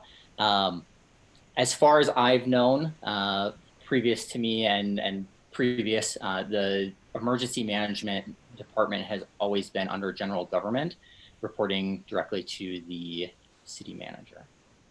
Okay. And so now are you managing the safety folks? If this budget goes into effect, I would then be doubling the size of my department. Yes. So it's you and now you'll have another person, or? No. So currently, I apologize. I didn't do an overview of the department. So currently, my department is myself as the emergency management director, and then I have Brian Williams. He is the emergency management specialist. We've had him for a few months now. He's been a great help to the city through the recovery efforts for COVID-19. Quick shout out there. And then we are having a grant opportunity that we were awarded the grant, but we're waiting for the sub-grant agreement from the State Department of Homeland Security and Emergency Management. You guys saw the 2019 version of that, but that will add another position for this fiscal year that will be 100% grant funded with my salary as match. So that's a great opportunity to add another person to the team. With this integration with the safety office, that brings us Barbara Lujan, who is the safety and compliance officer, and then Miguel Vigel, who is a safety specialist senior position. So, and then there is one frozen vacancy in that office as well. Okay, so then your department will be made up of 5 total? 6, including the grant funded position once that goes through council and is potentially approved. So and including the vacancy as well, okay. But I apologize. Okay, and then the contractuals, that wasn't, I mean, that was 72%. It was a small amount, but I was just curious, what does that entail for your contractuals and utilities that was reduced? The reduced amount, so in the previous fiscal year, we had $50,000 for contractual services. That was for the revisions for the city's multi-hazard mitigation plan. It's a 5-year plan cycle. I won't get into the nitty gritty on that, but we determined that we needed to retain $14,000 for custodial services at the Midtown Public Safety Building. That custodial is not provided by the city as we're technically a lease with that Midtown site. So we provide our own custodial services, and that's the cost for that fiscal year. So that removed the $35,990. Got it. And then for supplies, you had listed some of the supplies that it was an increase. Does that also include any kind of supplies you need related to COVID? I know you've gotten a lot of donations for masks, et cetera, but I was curious if there would be a need for more of that in the future that we'd have to pay for. The supplies for COVID are identified in the safety budget. In the, say that again? I couldn't tell if somebody else was talking. Andy's not muted. Okay, go ahead, Mr. Mason.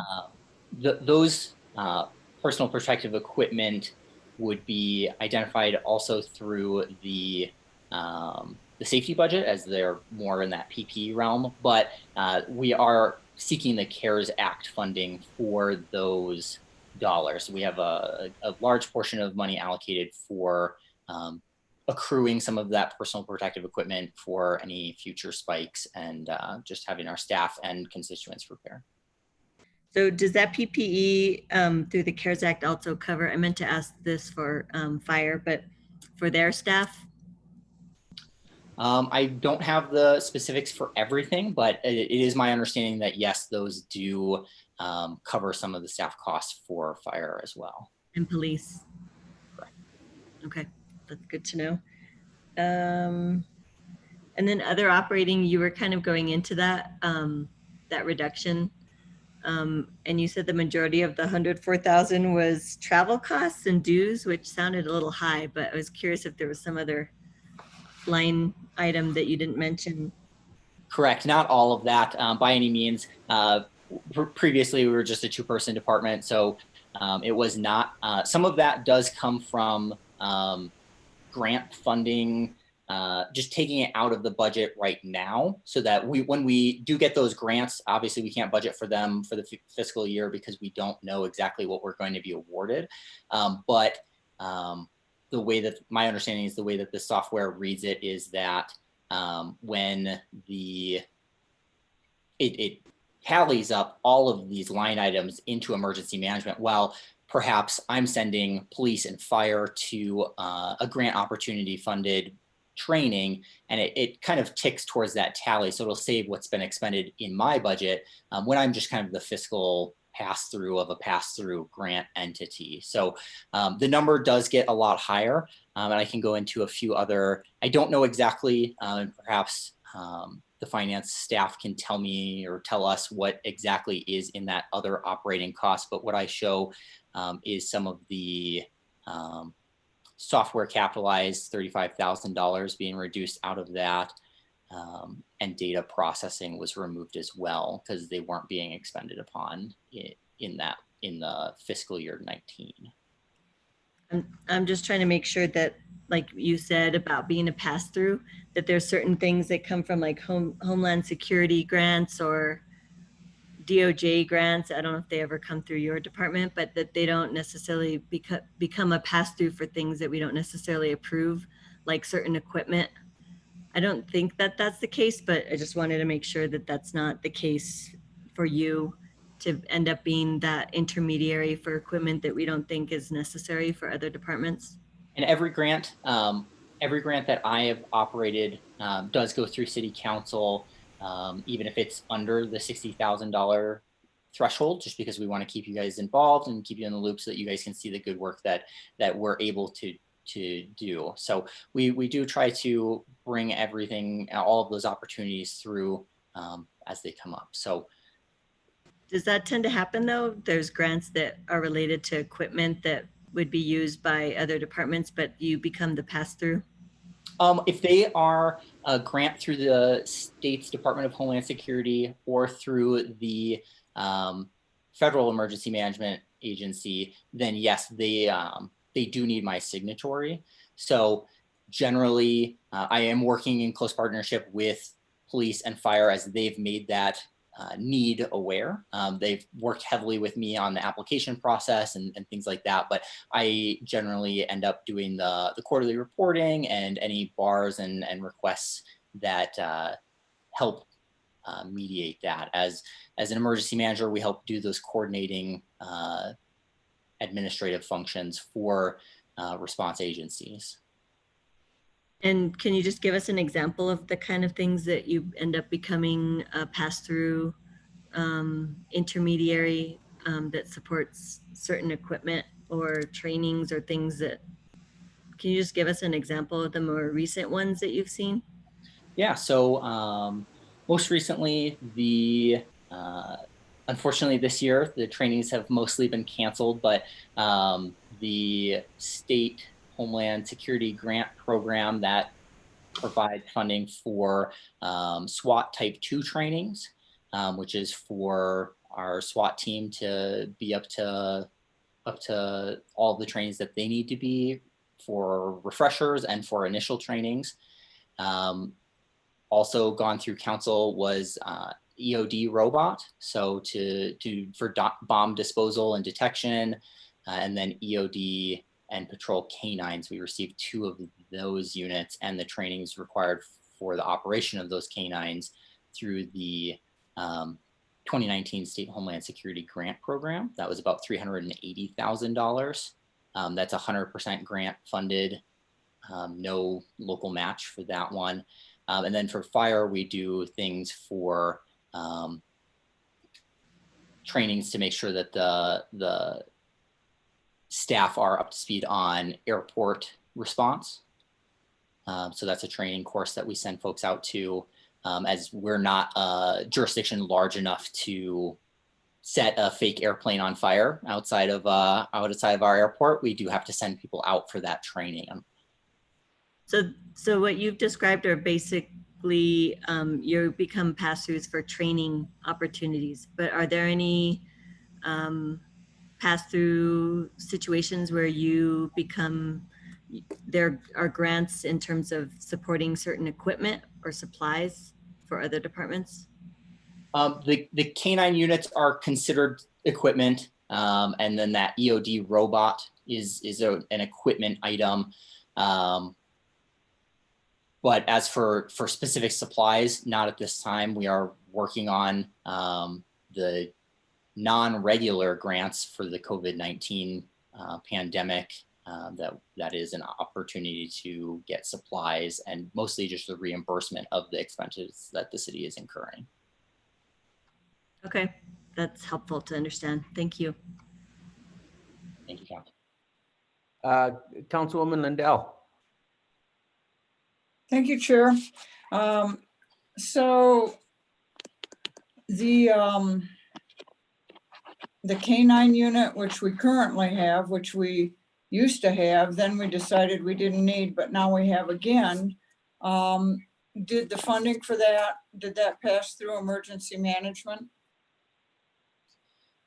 Chairman Aveta, Councilor Lindell, yes, that I believe it was 16,000 or $13,333 per K9 unit.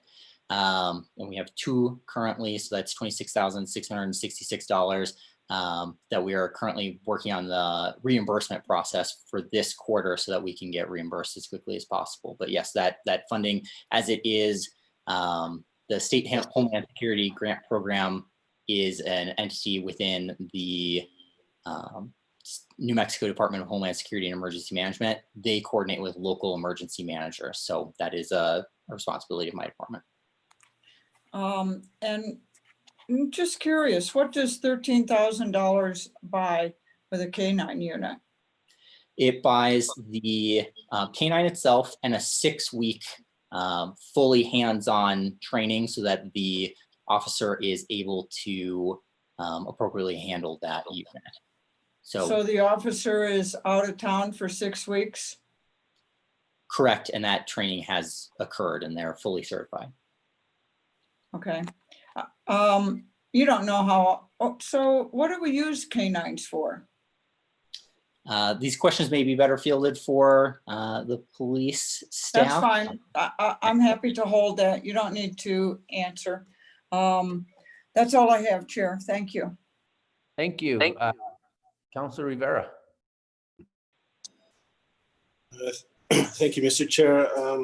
Kyle, can you talk about the funding sources again? At one point, your salary was funded 50% from the state and then 50% from the city, 25 for police, 25 from fire. Is that still the case?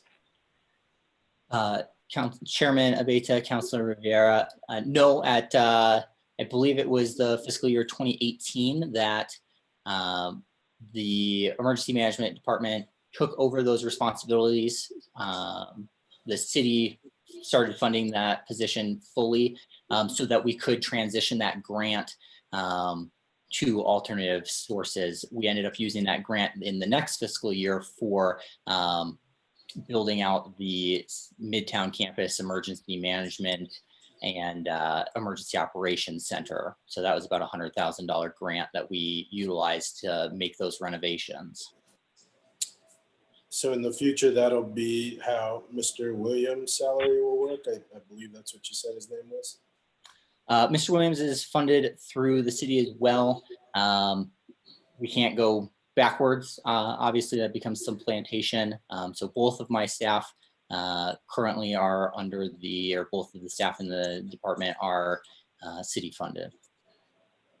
Okay, so it's But there'll be a third position that is 100%, the cost is incurred by the state, and then my salary is the match for that. So that is one of the reasons we keep the staff the way that they are, is that my time, Mr. Williams' time, can be used as match for other grants. okay, so I know you've done a lot of work with police and fire primarily, but you do have quite a bit of influence with the way city in general responds to emergency situations. Is that correct? Yes, sir. Were any of our plans utilized during this pandemic?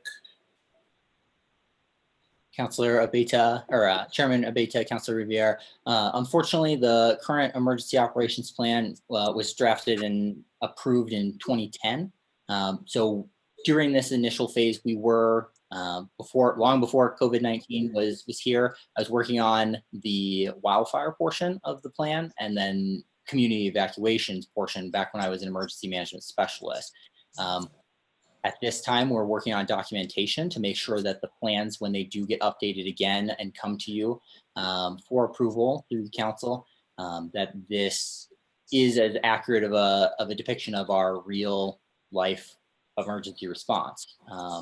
We are, like many communities, facing things that nobody could have anticipated, staying home for months on end and keeping schools closed and learning through, doing council through Zoom.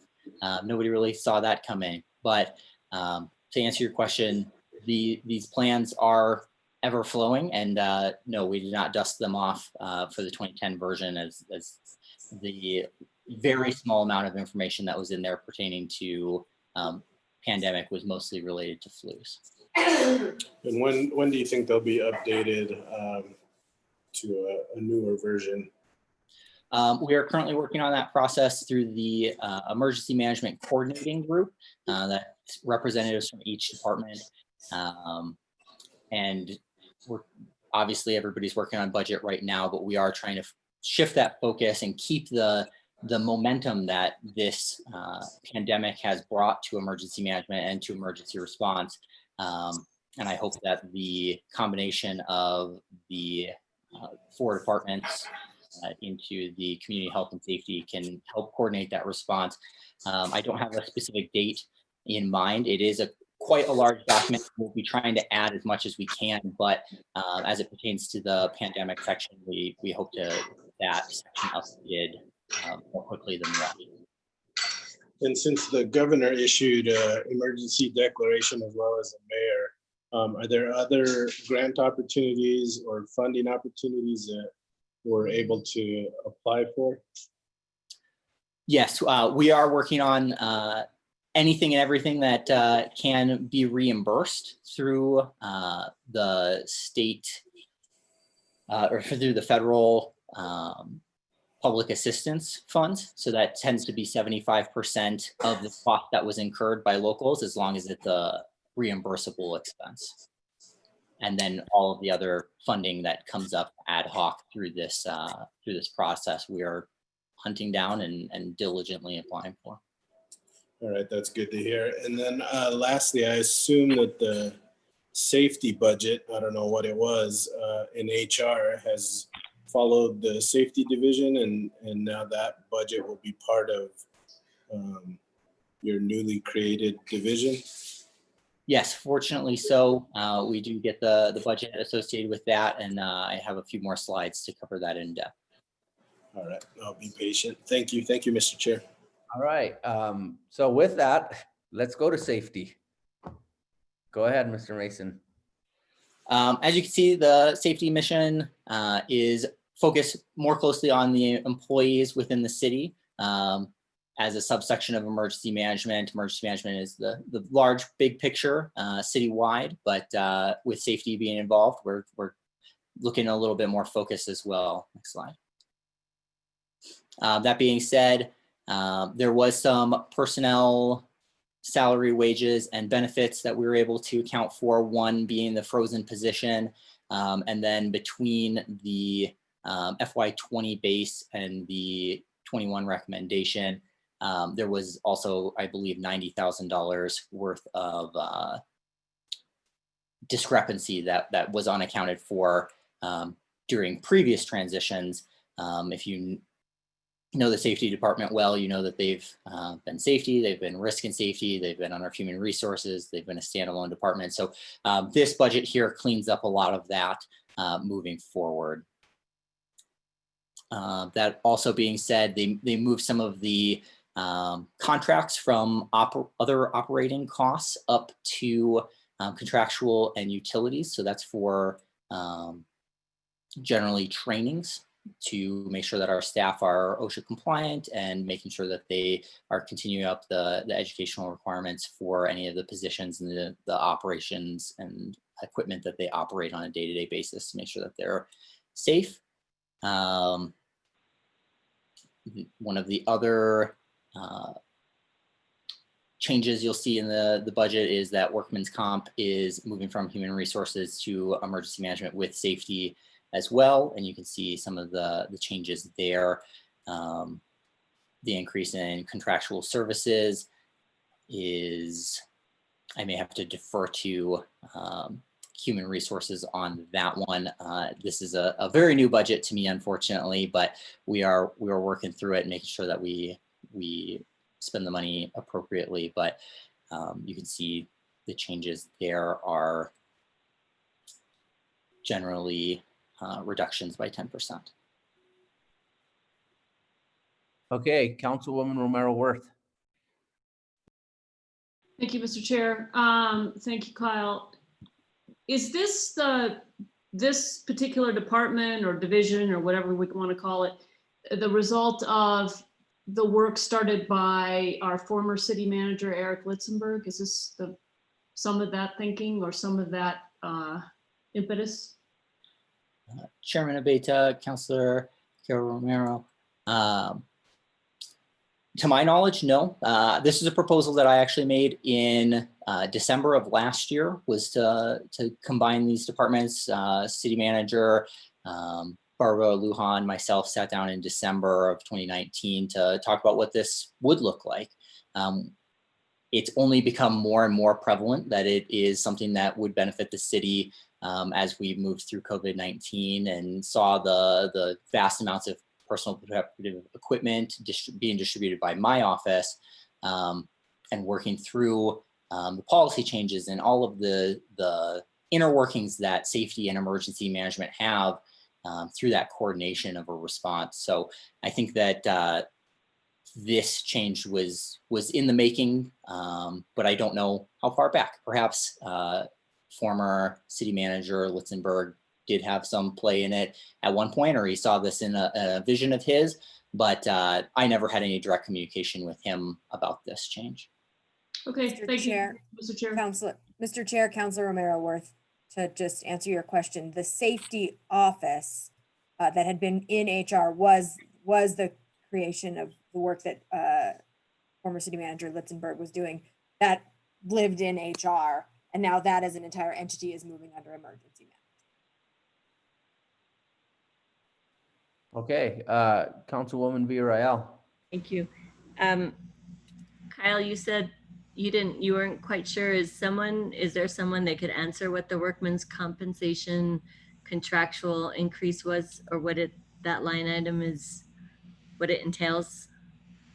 Mr. Chairman, this is Brad. That increase is for the third-party administration. So when a workers' comp claim is filed, we have a third-party administrator who gathers that information, and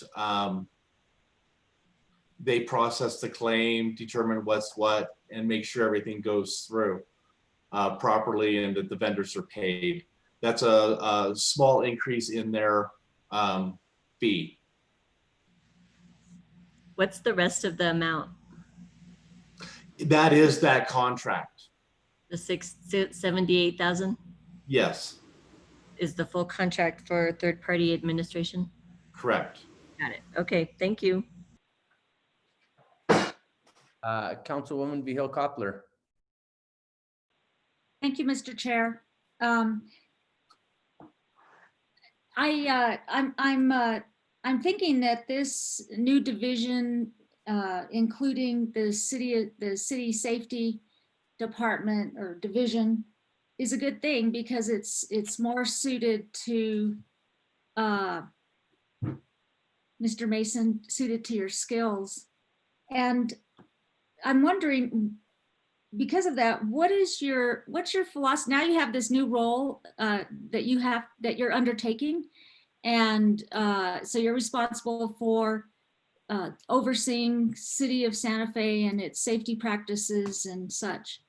And what is your philosophy on organizational safety? And do you think this budget is going to help you get where you want to go? Chairman Abita, Councilor Vihil Coppler, thank you for the question.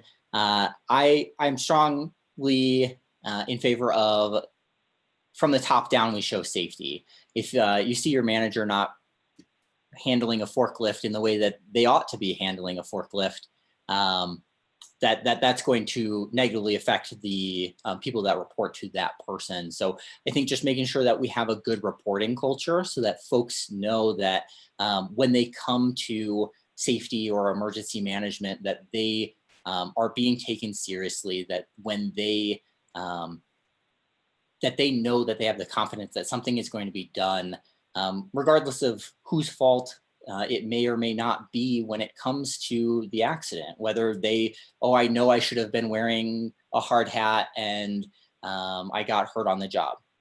That is besides the fact when it comes to making sure that they feel safe at work. We still want to take all of those factors into play, but we want to make sure that they know that they can talk to somebody about any incidents or potential safety concerns. Like right now, I have people calling me about their concerns with COVID-19. People are very concerned about going into work environments, and we want to make sure that they're taken care of and that those resources are available to them when they need them. You know, we have many facilities, some probably easier to operate in a safe environment than others. But I'm thinking about our facilities involving wastewater, water treatment, those kinds of facilities where it may not be about heavy lifting or safe practices in the conduct of your job, but maybe potentially toxic environments such as sludge and I don't know what word to use for it, but waste penetrating the building and the flooring and things like that have a lot of bacteria where we have our employees work in that facility. Now, I was pleased last year that we were able to get a safety officer, and I know she underwent a lot of questioning about background and skills that she had, but I think she's doing the best that she can. And I'm glad to see someone of your caliber come along, but I think we're a little bit behind the 8 ball when it comes to really reinforcing. One of the things I was in committee with the Utilities and Public Works Department, I was emphasizing was that we have, that they emphasize safety, because if you don't emphasize it in your employee meetings and your supervisory meetings, then it just gets overlooked. And we've had some experience with that. So some of it is just having good management, good supervisory oversight. But another big part of it is training on how to deal with the various work practices and toxic materials that employees are required to handle, and then many other things. Do you think this budget affords you the monies necessary for providing all those various kinds of training that are important? And I know we're in a low budget year, but mistakes and things like this that happen, accidents and such, are more costly down the road if we're not more proactive. So how do you feel this budget addresses what training and oversight needs are necessary. Chairman Aveta, Councilor Vigil Koppler. I'd say the biggest hindrance in the budget is the frozen position. Being able to have more folks to take in complaints or to take in workman's comp claims, to process all of the safety components of the department, going down to 2 staff members for that is a hit. We used to have, or the office used to have 3 staff members, and then with the 1 vacancy being frozen, there's no anticipation of that being hired at this time. We understand that times are tough for everybody nationally and internationally, but that will be one stopping point for us, one hurdle that we have to overcome. I think everything is changing right now as we progress into this new org system, new org structure, and I can't acutely say what enough money looks like, but I think one more staff member would be critical to the operations. Go ahead. I'm sure you're aware that, and maybe hopefully it's still true, that like the environmental, the state environmental division and OSHA and some of those organizations do offer, time permitting, to come into organizations and provide some of the regular kinds of training that they would like to see to improve workplace safety. And so those are some areas that maybe we can consult with that might offer free training or reduced fee types of training. I think, there's a lot out there that can be done. And I don't know about your contractual services, whether it can withstand any more use, but there are also training vendors that do this for a living that can come in. And we've had some experience with this, and we still have some issues that haven't been addressed. And they're right in your area. So I'm hopeful that, our safety division can get a lot of really good direction and get a lot of support and resources to address safe environments in the city. So I look forward to your progress and your performance and anything you can do to make things better. So I'll thank you in advance. Thank you, Mr. Chair. Thank you, Councilwoman Vigil Koppler. Following up on that, Councilwoman Vigil Koppler is right. This has been an area of focus for us. Can you explain, either yourself or Ms. Salazar, what kind of training has occurred, safety training, over the last year?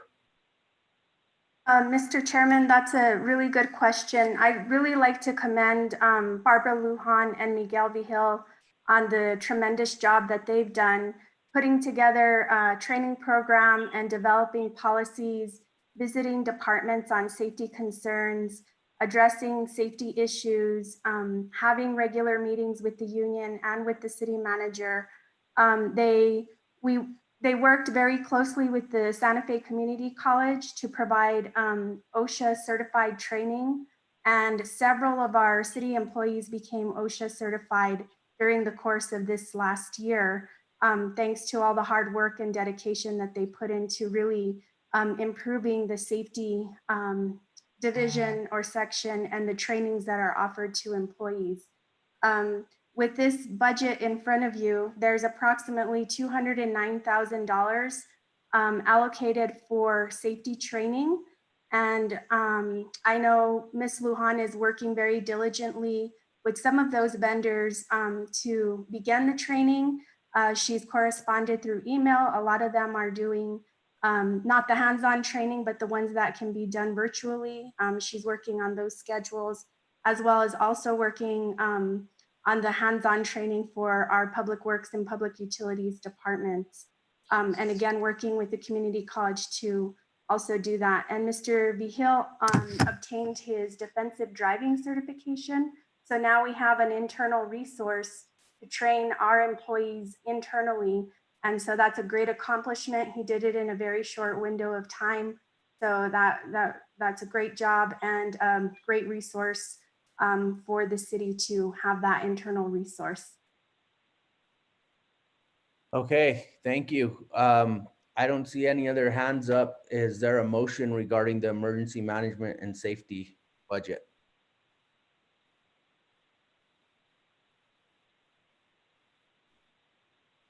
Move for approval. Okay, we have a motion by Councilwoman Cassette Sanchez, a second by Councilor Romero Worth. Can I have a roll call, please? Counselor Carol Romero Worth. Yeah. Counselor Signey Lindell. Yes. Counselor Renee Villarreal. Yes. Counselor Jamie Cassett Sanchez. Yes. Counselor Romana Beta. Yes. Okay, Thank so you. thank you. That will conclude our hearings for today. We will pick up tomorrow at 1 p.m. with the police department budget. Thank you, everybody. Have a good evening.